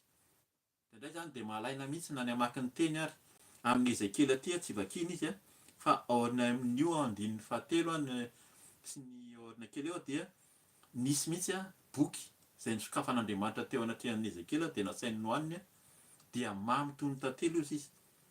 Le tenin'Andriamanitra zany rehefa tena tafaraka amin'Andriamanitra ianao, rehefa natsony marina, dia lasa mamy, tsy kivy intsony ianao mamaky ny tenin'Andriamanitra, mihaino ny tenin'Andriamanitra, fa faly dia mahatsiaro ny hamamin'ny tenin'ny Tompo. Tsy voakitsika izay fa mampirisika anao zany hamaky ny amin'ny toko hafa zany, ny toko fahatelo, fahaefatra, dia ny fahaenina, ny fahadimy zany io voakitsika io. Toizako ny tenin'Andriamanitra. Andiny fahafito amin'anaran'i Jesosy. Ary ho lazainao aminy ihany ny teniko, na hiaino izy na tsy hiaino, fa tena maditra izy. Zay zany le zanak'Israely. Ho antsika moa zany tsika malagasy, amin'ny teny malagasy nitoritsika eto, dia tonga amintsika mihitsy zany malagasy dia tena maditra. Fa amin'ny tenin'ny Tompo zany dia fa maro mihitsy ny teny, miala amin'ny fanompoan-tsampy, miala amin'ny fatokian'Andriamanitra hafa, aza mahan'Andriamanitra hafa, izy Andriamanitra izy no mpanjaka, Araka le teny teo, na ny firenena na ny mpanjaka na ny mpitondra dia mandoalika eo anatrehany. Fa vao maly mihitsy ny resaka tamin'ny mpiara-miasa zany a, samy gasy moa zay zany niara-niasa teo dia nifampiresaka teo dia hoe tena zay mihitsy hoe ny kristianina, ny olona tsy kristianina moa zany dia efa miteny hoe zay tsy manaraka an'i Jesosy. Fa betsaka mihitsy ny kristianina na dia atao hoe efa manaraka ny tompo any amin'ny fiangonana ary any amin'ny fiaraha-mivavaka, fa mbola mandeha any amin'ny fomba araka ny teny hoe ny anay fomban-drazana tsy adino a, ny razana koa ny anay mitahy fa maninona tsy maintsy le razam-bazaha ty no torianareo aminay fa ny razanay koa ne mitahy koa e. Kanefa le olona indraindray no tena kristianina mihitsy. Raha olona miteny izy hoe tsy kristianina, hoe tsy mahafantatra ny tompo dia mety hoe amindra fo aminy aminy ny tompo. Fa tena kristianina makany am-piangonana reo dia ny maraina reo dia miazakazaka milahatra ao amin'ny fiaraha-mivavaka, fa ny hariva dia mpanompon'Andriamanitra. Betsaka mihitsy ny tena zany tiany tompo ambary zany androany, fa betsaka mihitsy ny olona averin'ny eto foana lasa miazakazaka any amin'ny tendrombohitra any mamonjy dadarabe, manao solona, manao ny fanasina malagasy. Na amin'ny resaka fandevenana fotsiny ary dia miantso mpanandro, miantso an'izao misy ny famangina fasana, tena hoe tena misy fanompo-tsampy satria hoe mitahy koa ny razana. Misy ny amin'ny famadihana moa zany efa ambara foana, tsy amin'izany ny tompo. Tsy midika koa zany raha araka ny fanazavana fo eto hoe raha miray fasana zany amin'ny fianakaviana, tsy midika zany hoe tsy hanokatra fasana ianao na tsy handeha hikarakara ny razanao raha ohatra hoe hitambatra amin'ny fasanao zany, satria hopotika le razana dia hiparitaka ny taolana. Nefa ny toerana kely zay mahatonga ny hoe nofonosona dia atambatra, fa tsy iny no ivavahanao hoe andraso fonosana dia indray zany lasa mitahy. Fa fandaminan-javatra ao anatin'le fasanao zay kely tsy ngezy io, satria ny fianakaviana be da be nefa raha asitrika ao daholo dia motery eo fa tsy maintsy alaminao, zay mahatonga an'le hoe fonosana zay taolana miparitaka. Fa tsy iny no ivavahana raha hitambatra fasana zay ngamany ny tonga ny vazaha zany aty ampitan-dranomasina, zay manao fasana isaky ny tokana. Any amintsika zany hitantsika any Madagasikara ny any Anjanahary dia mitovitovy amin'izany. Fa raha mitambatra fasana moa zany zay mahatonga an'izy hoe tsy maintsy hanokatra an'io ianao fa dia misy mihitsy ny olona hoe lasa mihitsy raha vao misy ohatran'izay dia lasa fanompoana sampy mihitsy hoe andeha hanokatra fasana ka andao hiantso ny razana indray. Fa tsy sitrapon'Andriamanitra zany. Zay le hoe tena maditra, ary ao anatin'ny firenena maditra hozy izy no hitenenana. Averiko le andininy fito teo amin'ny aran-tsosy, ary ho lazainao aminy any ny teniko na iaino izy na tsy hainy fa tena maditra izy. Tena maditra, tena amafisy mihitsy zany. Andiny fahavalo amin'ny aran'i Jesosy. Fa ianao kosa ry zanak'olona, miaino izay lazaiko aminao, aza maditra tahaka izany, taranaka maditra izany ianao, sokafo ny vavanao ka hano izay ahafahako anao. Andiny fahasivy amin'ny aran'i Jesosy. Ary hitako fa indro nisy tanana nitsotra tamiko, ary indro nisy olona taratasy teny aminy dia novelariny teo anatrehako izany, ary nisy soratra teo anatiny sy teo ivelany, ary fitomanina sy fidradradradrana sy fitarainana no voasoratra teo. Mampatahotra zany naseho an'Andriamanitra ny Ezekela ny fahorian'ny olona. Tsika malagasy averina foana satria amin'ny teny malagasy ny fampaherezantsika, dia hitantsika tsara fa ao anatin'ny fahoriana, ao anatin'ny ady sarotra dia mifanometsiny. Mbola tao anatin'ilay ady hevitra taminay mirahalahy maly zay hoe dia mifanometsiny. Nareo le mivavaka amin'ny razam-bazaha reto io no mahatonga ny firenena tsy mandroso. Nareo le mivavaka amin'ny razana io mahatonga ny firenena tsy mandroso. Fa ho antsika kristianina, satria zany sady mifanazava amin'le namany any, natsoiny tompo antsika araka le teny teo natsoiny Jesosy tsika afantatra hoe avy amin'ny zanak'Israely ihany koa ny antsika. Dia Jesosy izay nivoaka tao amin'ny zanak'Israely tao no arahantsika, io ilay Kristy, dia lasa mpianantsika. dia manaraka ny didiny, manaraka ny fampianarana. Zay mahatonga antsika hoe tsika kristianina dia mijoro hatramin'ny farany. Tsy mety azo na dia ataon'ny olona arak'ilay teny teo, mafimafy anie ny teny teo hoe na henanao izy na tsy henanao na dia hipetraka any amin'ny songasonga ianao izy na dia andeha eny amin'ny tsilo aza na dia amin'ny maingo aza no hipetrahanao dia aza matahotra ny fiteniny. Henontsika zany mafimafy ny fiteny amin'ny zavatra miseho amin'izao ankehitriny zao ady hevitra. Zao tena andro farany ho avy ny tompo. Ny torohintsika zany dia ambarantsika amin'ny olona raha tonga tokoa Jesosy anisany akarina ve aloha voalohany indrindra, ary ho tafiditra ao amin'ny lanitra koa ve? Mety tonga amin'ny mbola fahavelomantsika zao araka ny teny teo na amin'ny fahafatesana fa ho tafiditra ve? Zay ny tena mampatahotra. Ary misy ny aito zany hoe Andriamanitra fanahy miresaka Andriamanitra eto ilay fanahin'Andriamanitra miresaka amin'ny Ezekely, dia misy koa ilay fanahy ratsy. Zay zany anisan'ny mila ahafantarina foana. Raha misy ny fanahy tsara an'Andriamanitra izay manambara ny faratsian'ny olona, dia misy koa ny fanahy ratsy, ny devoly zay mitarika ny olona ary ny tadiavin'ny devoly dia ny hoany aminy any amin'ny afo be zany any amin'ny farihy afo. Io ilay roahana ny devoly satria any ny toeran'izy ireo. Fa raha tsy mandroaka azy ianao fa manaraka izay ataony dia inona ny teneniny eto hoe fidradradradrana, fitarainana ary fitomanina. Zany ny any amin'ny farihy rehetra afo misy ny fijoroana vavombelona any amin'ny anambarana amin'izany. Fa manasanao zany hieno amin'ny ho avy Jesosy amin'ny YouTube any koa, ka dia mampahery anao amin'izany. Somary lavalava teo amin'ny andininy toko faharoa teo fa zay le antson'ny Ezekely na antso antsika tsirairay avy koa izay natsoin'ny tompo.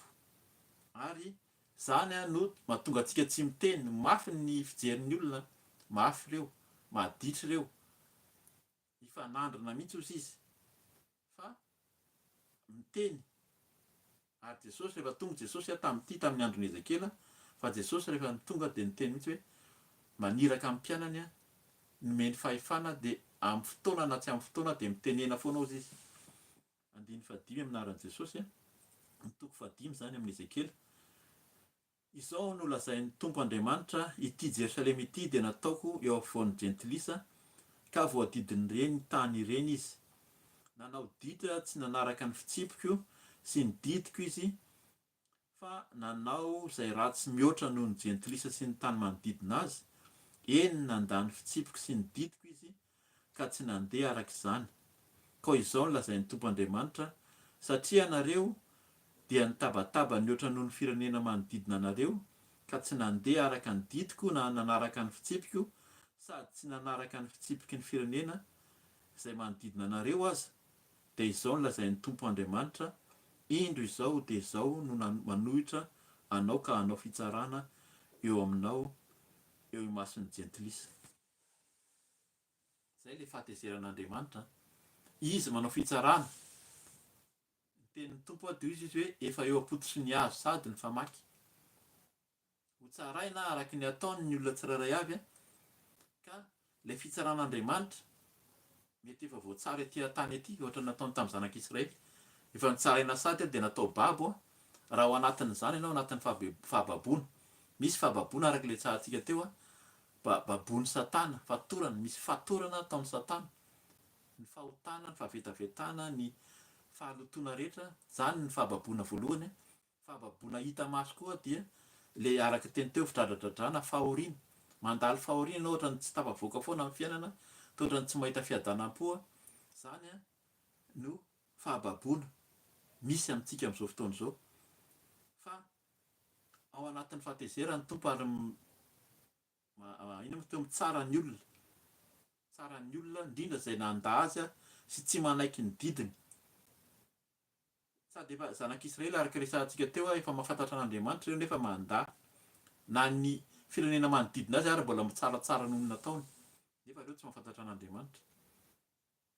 Ka izay rehefa tonga ny tompo, rehefa tezitra aza gaga ianao, fa raha tezitra ny tompo gaga tsika fa maninona ny tsisy mandroso amin'ny fiainantsika tsirairay zany na amin'ny fiainam-pirenena. Fa indraindray mila manontany tena foana zany tsika hoe fahatezeran'ny tompo, fahatezeran'Andriamanitra rehefa tonga indrindra amin'ny firenena dia tena mampatahotra. Averiko ela ny andininy fahafito teo amin'ny anaran'i Jesosy koa izao no lazain'ny tompo Andriamanitra satria anareo dia nitabataba mihoatra noho ny firenena manodidina anareo ka tsy mandeha araka ny didiko na manaraka ny fitsipiko sady tsy nanaraka ny fitsipiky ny firenena izay manodidina anareo aza.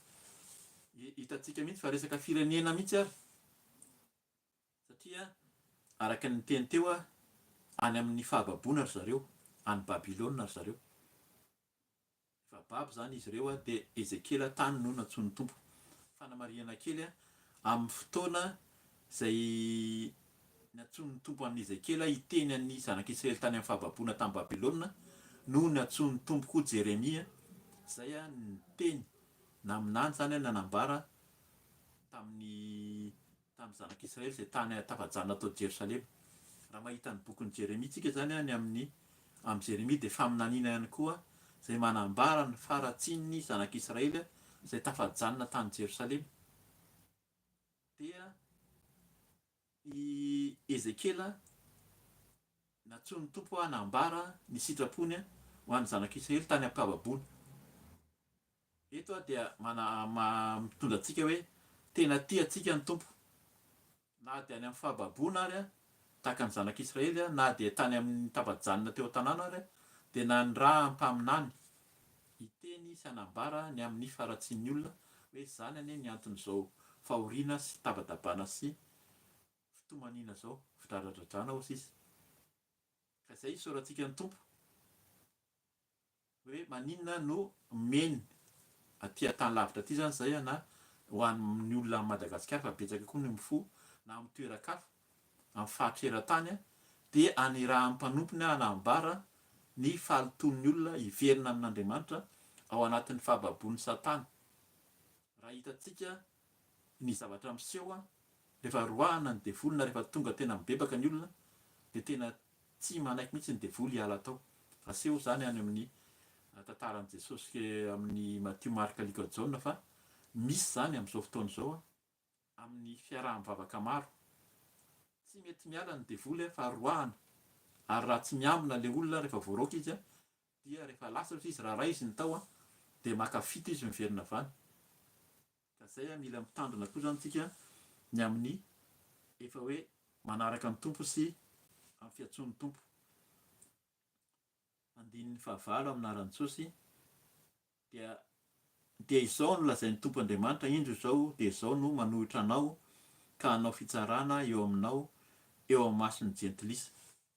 Izay ilay fitsaran'Andriamanitra hitan'ny olona rehetra. Hitan'ny olona rehetra zany ny fitsaran'Andriamanitra amin'ny fiainantsika.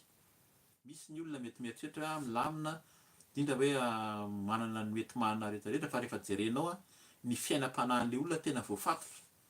Betsaka ny voafatotra, feno alahelo, feno dradradradrana na dia ety amin'ny endrika ivelany ety ary hitanao toa ohatran'ny hoe toa milamina, toa manam-bola, toa tsara ny fiainany fa ny fanahin'ilay olona dia tena voafatotra mihitsy. Andininy fahasivy amin'ny anaran'i Jesosy no ny fahavetavetanao rehetra dia ataoko aminao izay tsy mbola nataoko sady tsy ataoko tahaka izany intsony. Koa ny ray dia hinana ny zanany eo aminao ary ny zanaka kosa hinana ny rainy. Anao fitsarana eo aminao aho, koa izay sisa rehetra aminao dia aheliko eny amin'ny rivotra rehetra. Mampatahotra zany ary tena zava-doza satria tena hoe fampinana mihitsy zany. Fampinana mety izay ilay hoe fampinana eto, mety hoe tsy tena tsy maintsy hoe mihinana hoe hohanina manta ve sa ho andrahoana fa fampinana, ady, famaliana, korotana. Eto dia mampatsiahy mihitsy amin'ny zavatra miseho amin'izao fotoana izao. Tsy haiko raha lino zany miheninao na tianao na tsy tianao satria miheniny vaovao eran-tany ianao mijery amin'ny telefoninao miheny vaovao dia ady. Hitantsika tsara ady amin'iren'ilay olona hoe star manan-karena fa miady lozo. Sasany ary mbola velona eo ny ray aman-dreny dia efa miady ilay zanaka, ady nefa heverina hoe olona manam-bola, milliardaire, millionnaire fa miady satria mifampinana. Fampinana ilay samy zanaka, mifampinana ny ray sy ny zanaka, heverina fa hoe milamina, ay tena mifampinana. Zany any tiany tompo tenenina tandremo raha ao amintsika zany misy ady ao amin'ny ankorana, misy ady ao amin'ny fianakaviana dia miverena amin'ny tompo, mibeba araka le teny teo fa ho tonga ny tompo hitsara ozy izy ny tsirairay avy. Anao fitsarana aminaran-tsosy, anao fitsarana eo aminao aho ka izay sisa rehetra aminao dia aheriko eny amin'ny rivotra rehetra. Hoe tena tsisy ninona tafapetraka mihitsy zany fa tena andeha taka ny rivotra ny zavatra ny fiainantsika ka mila mitandrina antsika, mila miverina amin'ny tompo. 1:1 aminaran-tsosy. Eny raha velona koa hoy ny tompo Andriamanitra noho ny nandotonao ny fitoerako masina tamin'ny zavatra maharikorikonao rehetra sy tamin'ny fahavetavetanao rehetra. Izao kosa dia anary ka tsy antranao ny masoko, eny tsy hamindra fo aho. Tena mampatahotra mihitsy zany. Zay le hoe Andriamanitra masina efa henontsika teo le fanazavana. Lava araka ny tenin'ny mpanompony teo hoe indraindray lava ny fanazavana fa tian'ny tompo apetraka mihitsy hoe mpanjaka izy masina fa raha miala aminy manao tsinitsinina azy tsika dia tsy hamindra fo izy ary tsy antranao ny masoko. Dia iny 2:12 aminaran-tsosy. Ny apateliny dia eo aminao dia ho fatin'ny arety mandingana na ho ringan'ny mosary eo aminao, ary ny apateliny dia ho levin'ny sabatra manodidina anao, ary ny apateliny sisa dia aheliko eny amin'ny rivotra rehetra ary anatsoaka sabatra hoentiko manenjika azy aho. Na dia efa maty ary efa ao anatin'ny arety mandingana, ao anatin'ny mosary, ao anatin'ny zavatra mampalahelo, dia mbola tonga ihany. Misy endrika anankiroa zany ny anjelin'Andriamanitra izay nitenen'ny mpanompony teo eo akaikintsika eo. Fa misy koa ny anjelin'Andriamanitra irahany hamono miaraka amin'ny sabatra. Mamono ny fahavalo izy ary raha miaraka amin'ny tompo ianao amin'ny fahamasina sy fahamarinana dia ilay anjely miady ho anao. Fa raha tsy araka an'Andriamanitra ianao dia indray no irahan'Andriamanitra hamono. Na dia efa zavatra efa sarotra ohatr'izany ary mahazo an'ilay olona dia inona ny tenin'ny tompo eto hoe ary anatsoaka sabatra hoentiko manenjika azy aho. Ohatra anankiray amin'izany namonoan'Andriamanitra ny lamatoa tany Ezipta. Ny anjelin'ny tompo izay nirahany dia namono. Vitany zany ary eto rehefa tezitra Andriamanitra araka ilay teny teo rehefa olona ny tezitra tahaka ny Kaina na vita namono izany rahalahiny. Fa Andriamanitra koa rehefa tezitra, izay resahantsika matetika Andriamanitra fitiavana mamindra fo, fa rehefa tezitra izy manatsoaka ny sabatrany dia mamono tokoa. 2:13 aminaran-tsosy. Ary ho tanteraka amin'izany ny fahatezerako sady ampariko aminy ny fahatezerako ka hamaly faty aho dia ho fantany fa izao tompo no niteny izany tamin'ny fahasarom-piariko rehefa no tanterahako tamin'ny fahatezerako. Amin'io andininy iray fotsiny intelo miverina ny fahatezerana. Dika zany fa tena hoe tena tezitra mihitsy ny tompo, tena tezitra dia averiny. Amin'ny Hebreo rehefa zavatra miverina amin'ny intelo izay dia tena zavatra manamafy tanteraka mihitsy zany. Hoe tena rehefa tezitra ny tompo dia naveriny intelo. Amin'ny andininy anankiray fotsiny ny 17 naveriny tezitra izy amin'ny fahatezerako, amin'ny fahatezerako, amin'ny fahatezerako dia tiany mila paseho amintsika mihitsy zany rehefa tezitra ny tompo dia manafay, mitsara amin'ny zavatra ataontsika zany indrindra ho an'izay miala amin'ny fanarahana azy amin'ny didiny. Teneniny eo zany 2:14 aminaran-tsosy. Ary ataoko lao ka ho fandatsa eny amin'ny firenena izay manodidina anao ianao eo mason'izay rehetra mandalo. Mampalahelo zany engany mba tsy ho amintsika izao izay maheno ny tenin'ny tompo ankehitriny no atao fandatsa. Ho latsain'ny olona hoe mba manana an' Jesosy ny reny, manaraka an' Jesosy ny reny. Misy fampianarana efa nambarantsela hoe mpianatra Jesosy. Anisan'ilay mpino fotsiny ve ianao izay mpanaradia dia rehefa tonga ny tompo mitady an'ilay fitahiana, ilay sakafo, dia rehefa tonga ny firavana dia roahan'i Jesosy ihany. Fa ilay mpianatra dia tena miaraka amin'ny Jesosy eny, manaraka ny didiny na dia manompo anazy ary. Irakirahan'i Jesosy anie manompo anazy mihitsy ary ao anatin'ny fanompoana fa manaradia ny tompo. Zay ilay mpianatra. Fa betsaka ny mino, betsaka mino mihitsy manaradia hoe mahafantatra hoe atsy amin'itsy fiaraha-mivavaka itsy no tena ao zany misy ilay mpanompon'Andriamanitra ao zany tena noho ny tompo misy fiasan'ny fanahy masina hono ao dia le mpino fotsiny fa tsy mpianatra manolo tenatena ho mpianatra Jesosy. Eto dia mampatsiahy an'izay ny tompo hoe tokony ho mpianatritsika fa raha tsy izany dia ataony olona latsa ary ataoko laoka ho fandatsa eo amin'ny firenena izay manodidina anao ianao eo amin'ny mason'izay rehetra mandalo. Manomboka amintsika zany amin'ny tenantsika dia miseho koa zany amin'ny fianakaviana mandeha hatramin'ny firenena. Izay mahatonga ny firenena amin'ny teny gasy ny atao hoe firenena dia avy amin'ny teny hoe reny. Zany hoe ny reny dika zany ao amin'ny ankonana niteraka ny olona ao anatin'ny tokantrano ao. Izay natao hoe firenena voalohany. Firenentsika zany dia ny tokantranontsika aloha. Dia izay vao le firenena le lehibe izay misy antsika dia ny firenena malagasy. 5 amin'ny Arantsosy. Koa ho latsa fitenenan-dratsy, famaizana sy figagana amin'ny jentilisa manodidina ianao rehefa manao fitsarana aminao ao amin'ny fahatezerana sy ny fahavinirana ary amin'ny fananarana mafy. Izao tompo no miteny izany. Rehefa tezitra zany tompo vinitra zany tena hoe endrika mampatahotra zany fa mananatra izy amin'ny fananarana ozy izy.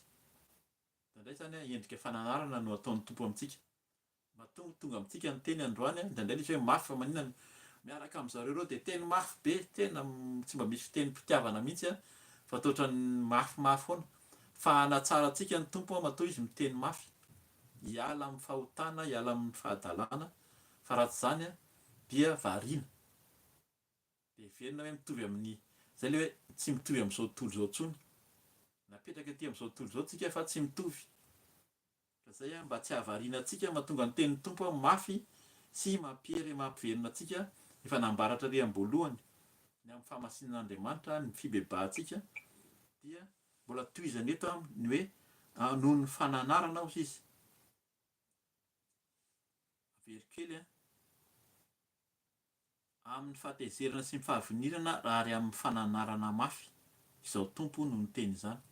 Dikan'izany fananarana izany misy zavatra fitiavana ao anatin'ny fananarana fa rehefa tsy tianao le olona tsy anarinao izy fa zanaka tiana ozy izy no anarina tenin'Andriamanitra zany.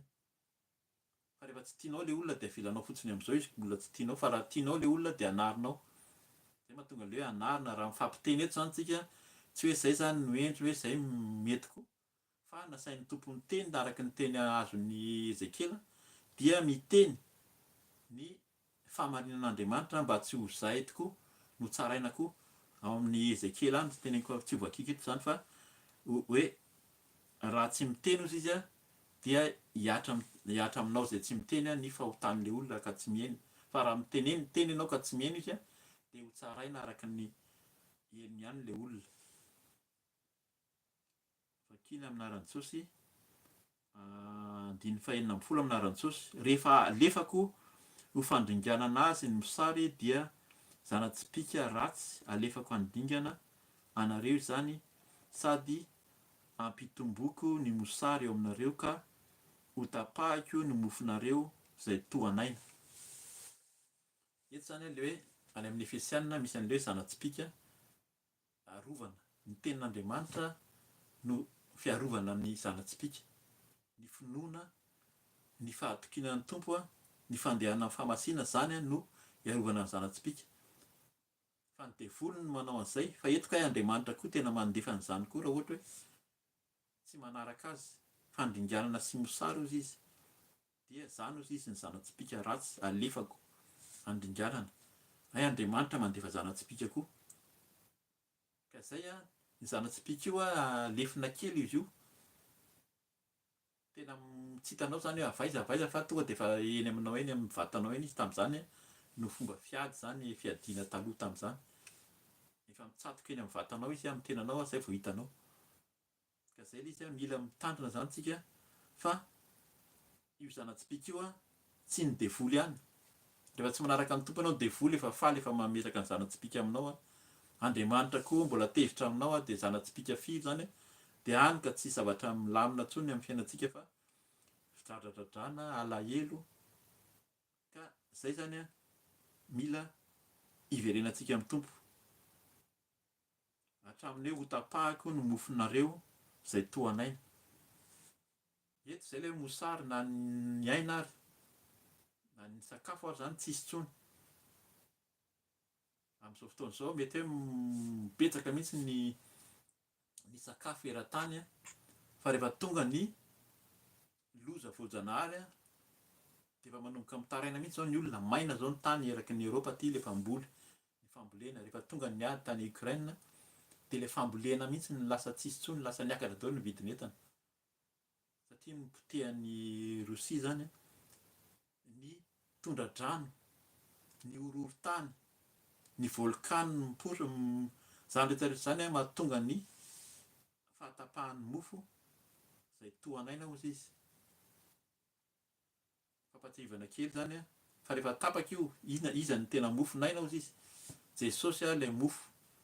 Za hozy izy ilay mofo izay nilatsaka avy any an-danitra.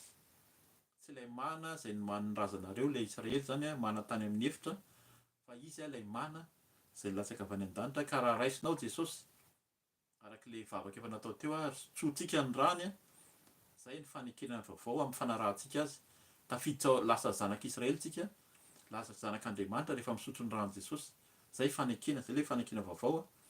Dia mandray an Jesosy koa ny tenany, tsy nona zany, tsy angetaeta hozy izy izay miaraka amiko. 7:10 amin'ny anaran'i Jesosy hoe: dia andefasako mosary sy biby masika eo aminareo ka alany faranareo izany. Androso eo aminao ny arety mandringana sy ny fandandra-ndra, ary ataoko miatra aminao ny sabatra. Izao Tompo no miteny izany. Averiny foana ilay Andriamanitra io zany rehefa miteny, satria miteny amin'ny alalan'ny mpaminany izy, miteny amin'ny alalantsika zany rehefa nandray ny tompontsika, dia miteny amintsika hoe fa maninona no misy ny mosary, misy ny zavatra fahababoana, ny faharatsiana ao amin'ny fiainantsika tsirairay avy zany eo amin'ny firenena, dia noho ny fialantsika amin'Andriamanitra, tsy fankataovantsika ny didiny, tsy fanarahantsika ny sitrapony.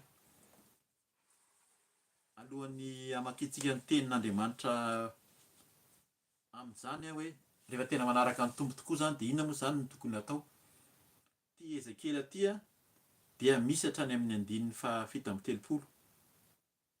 Amin'ny voalohany izy aloha dia mampiseho ny fahamasinan'Andriamanitra, izay ilay teniko hoe efa nambara ny mpanompony teo ny hoe Andriamanitra masina, ary Andriamanitra masina tompon'izao rehetra izao noho ny antsan'i Ezekela.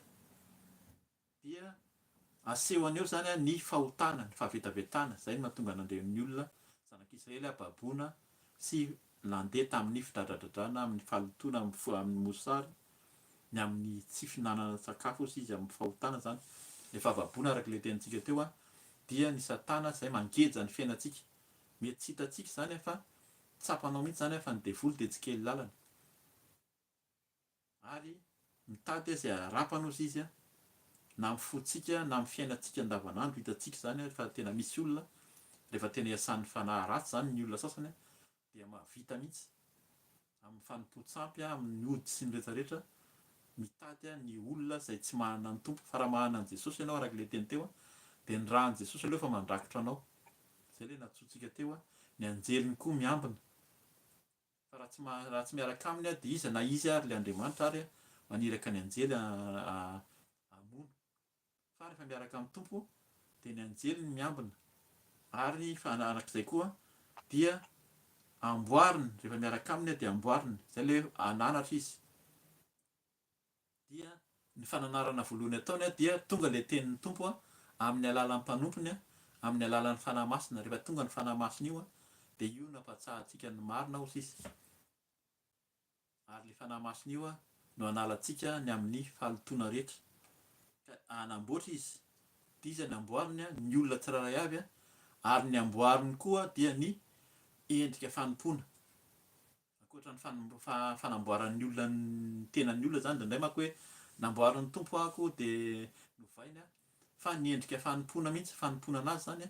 Izay ilay hoe miverina any amin'ilay Exodosy ny hoe tsy hisy intsony ny fanompo-tsampy, na ny fitafiana ary novaina, ny endrika fomba fitafy, ny fomba fanao, ny fiteny, ny fiainana rehetrarehetra amboarin'ny tompo, fa tsy hoe amboariny fotsiny. Dia na ny endrika fanompoana ary arak'ilay teny teo, na dia ianao tsy tia mamaky tenin'Andriamanitra lasa tia mamaky teny, tsy tia mivavaka lasa tia mivavaka, tsy tia mihaino tenin'Andriamanitra, mila maharitra mihaino tenin'Andriamanitra fa indray na dia raha ny tena marina hoe ny fahafolo-karena izay takian'ny tompo dia ny harena mihaino tompo antsika dia io haintsika io zany hoe raha ao anatin'ny ray andro zany 24 heures dia ny fahafolon'izay 24 zay firy farafahakeliny efa ho adiny 2 na adiny 3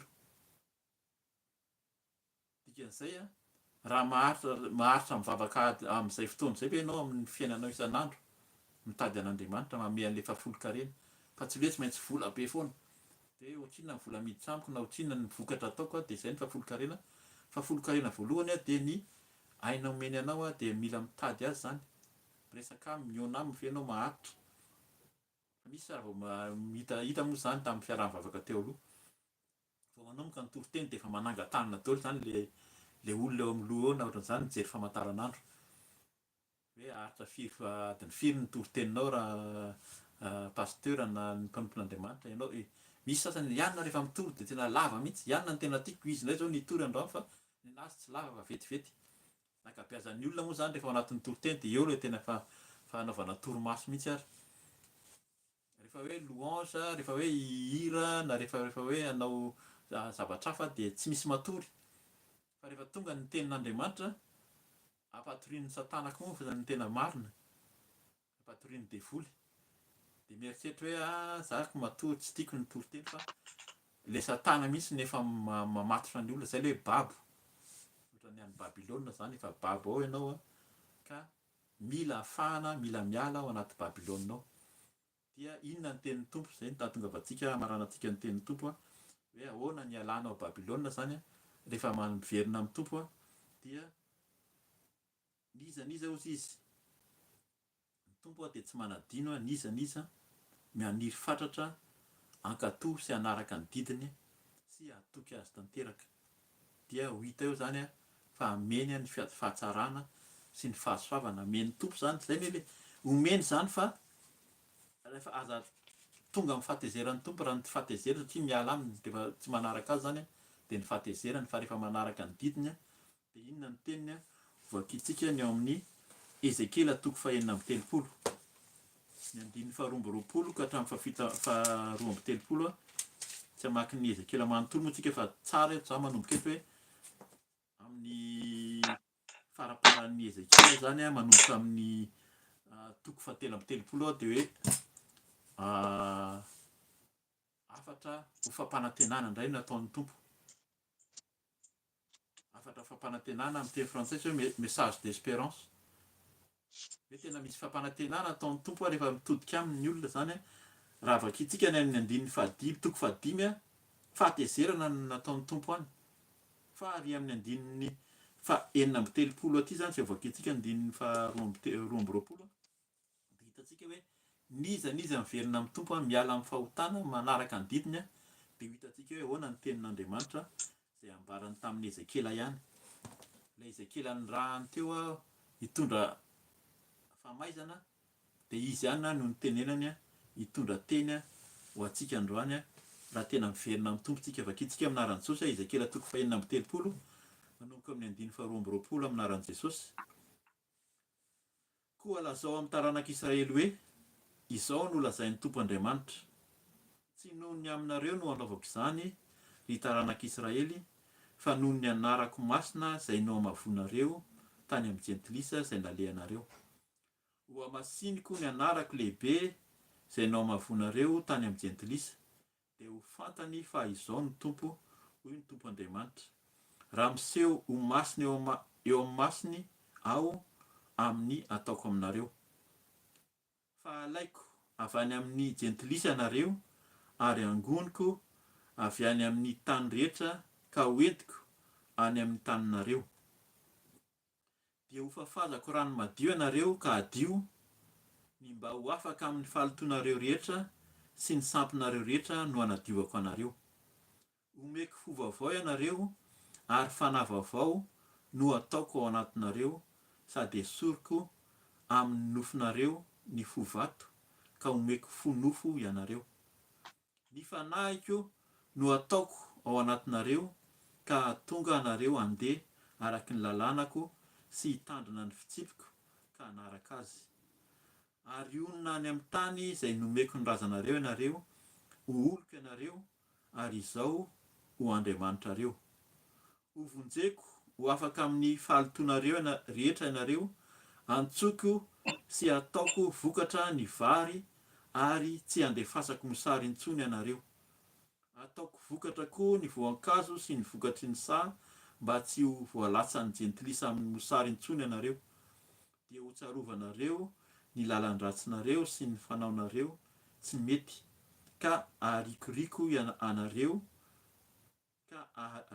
ka aharikoriko anareo ny tenanareo noho ny fahadisoanareo sy ny fahavetavetanareo. Tsy noho ny aminareo no anaovako izany, hoy ny Tompo Andriamanitra. Aoka ho fantatrareo izany, koa menara sy mangaiaiza ianareo noho ny lalanareo sy ny ry taranak'Israely. Amen. Zay ny tenin'ny Tompo tsy noho ny amintsika. Raha ny amintsika izany tsy ananatra antsika ny Tompo araka le teny teo hoe tonga le teny matontongo izao teny izao dia noho ny fitiavan'ny Tompo.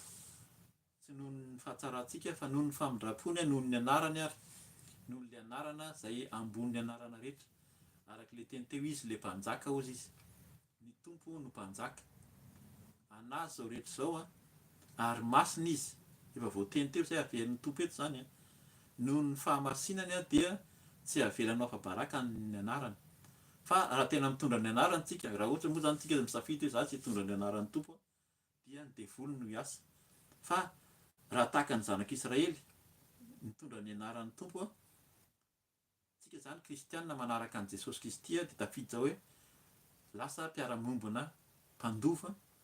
Dia raha mitondra izay anarana izay tsika vonona hiverina amin'ny Tompo, dia ireo teny rehetrarehetra ireo no tenin'ny Tompo omeny anao androany, omeny antsika tsirairay avy. Raha mazoto ianao zany avereno, dia vakio ampinoana, dia tadidio tsara, tsy hanazava-ntsony ary, satria ny fotoana moa zany mandroso koa, fa tsika tsirairay avy koa dia nomeny Tompo ny fanahy masina araka le teny teo, fa omeny ny fanahy masina, omeny ny fanahiny apetrany ato anatintsika, dia le fanahy masina no hanazavantsika ny tenin'ny Tompo amin'io teny fampanantenana io.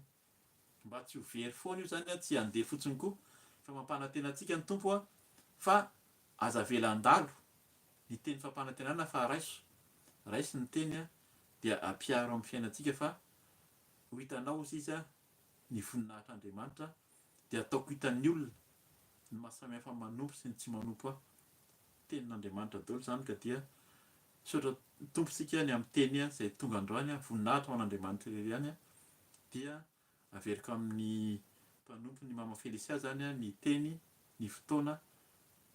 Manao velomanao sady ako amin'ny naran'i Jesosy Kristy. Alleluia. Amen. Amen. Amen. Ny amin'ny fotoanan'io ary elana tsiny kely satria misy olana kely micro, tsy haiko hoe ina zavatra niseho fa ohatrany hoe tsy henoko firy zany zokerika, tsy haiko nareo na maheno tsara, fa meny ihany ako amin'ny ordinateur eto akaiky eto satria indray andro nidiko ny ordinateur dia nisy olona nefa nanoratra tamin'ny WhatsApp ny teny tamiko hoe tsy heno zany ilay fotoam-bavaka. Dia ilay izy moa zany nidiko ny ordinateur tamin'izay fotoana izay, ka elana tsiny tamin'iny fotoana iny fa efa namboarina ihany zany ilay vidéo, fa tsy tao zany ny toriteny zokerika raha tsy diso izay angamba, toriteny angamba tamin'izay fotoana izay. Ka anio zany asiako ilay ordinateur eto akaikiko dia ninoko fa henoko ihany ilay feo, ka tsy haiko na henonareo tsara, fa ohatrany hoe misy mikasoka zany raha mapetraka zavatra aty fa ho antaniko ny zanako lahy hoe inona zavatra tsy nety tamin'ny enregistrement zany, ka engany samy are tsara daholo tsika tsirairay avy. Dia saorana tompony amin'ny teny satria tena tiantsika marina tokoa Andriamanitra, ary mamaly izy, mamaly antsika izy tsy niresaka izay menadafa jerevy ny ten'Andriamanitra, misy ifandraisany mihitsy, ka aoka isika samy hitady azy amin'ny fontsika manontolo ary atao atrazy, satria mampatahotra le teny fanahy masina teo avy amin'ny zokerika. Andraisiko noty mantsy ilay izy ny amin'ilay hoe ilay zana-tsipika kely, ilay Andriamanitra mandefa koa zana-tsipika koa zany amintsika, fanahy masina daholo mampiteny amin'ny fotoana rehetra, dia izay nampitenen'ny mpanompony teo. Dia ozy izy teo hoe mandefa zanatsipika amintsika koa Andriamanitra, dia devoly koa izy satana koa izy. Dia firy zany ny zanatsipika mahazo antsika zany, ka mampatahotra zany, ka engany itsika tena hifoha tokoa satria tsara be ny teny nomeny tokoa antsika, na dia mafimafy ary satria famonjena fanahy nenay menadalo, satria izay menadalo no mizara dia ho anareo avy eo. Fa zay zany no fiasan'ny fanahy masina, ka ideraina izy, ankalazaina izy fa isika zany mila antsika matahotra mafy an'Andriamanitra amin'izay rehetra alehantsika zavatra ataontsika zany. Ka izay tompoko ny anio dia amin'ny herin'ny anio toy indray fotoana, raha ohatra mbola misy ny fotoana zany, raha mbola tsy tonga Jesosy na mbola tsy miala eto ny ray amintsika tsirairay avy, dia samy mahery tompoko satria tsy moramora ny lalana andalovantsika ety ambony tany. Dia izay menadà mametraka veloma aminareo tsirairay avy amin'ny anaran'i Jesosy tompoko. Veloma tompoko.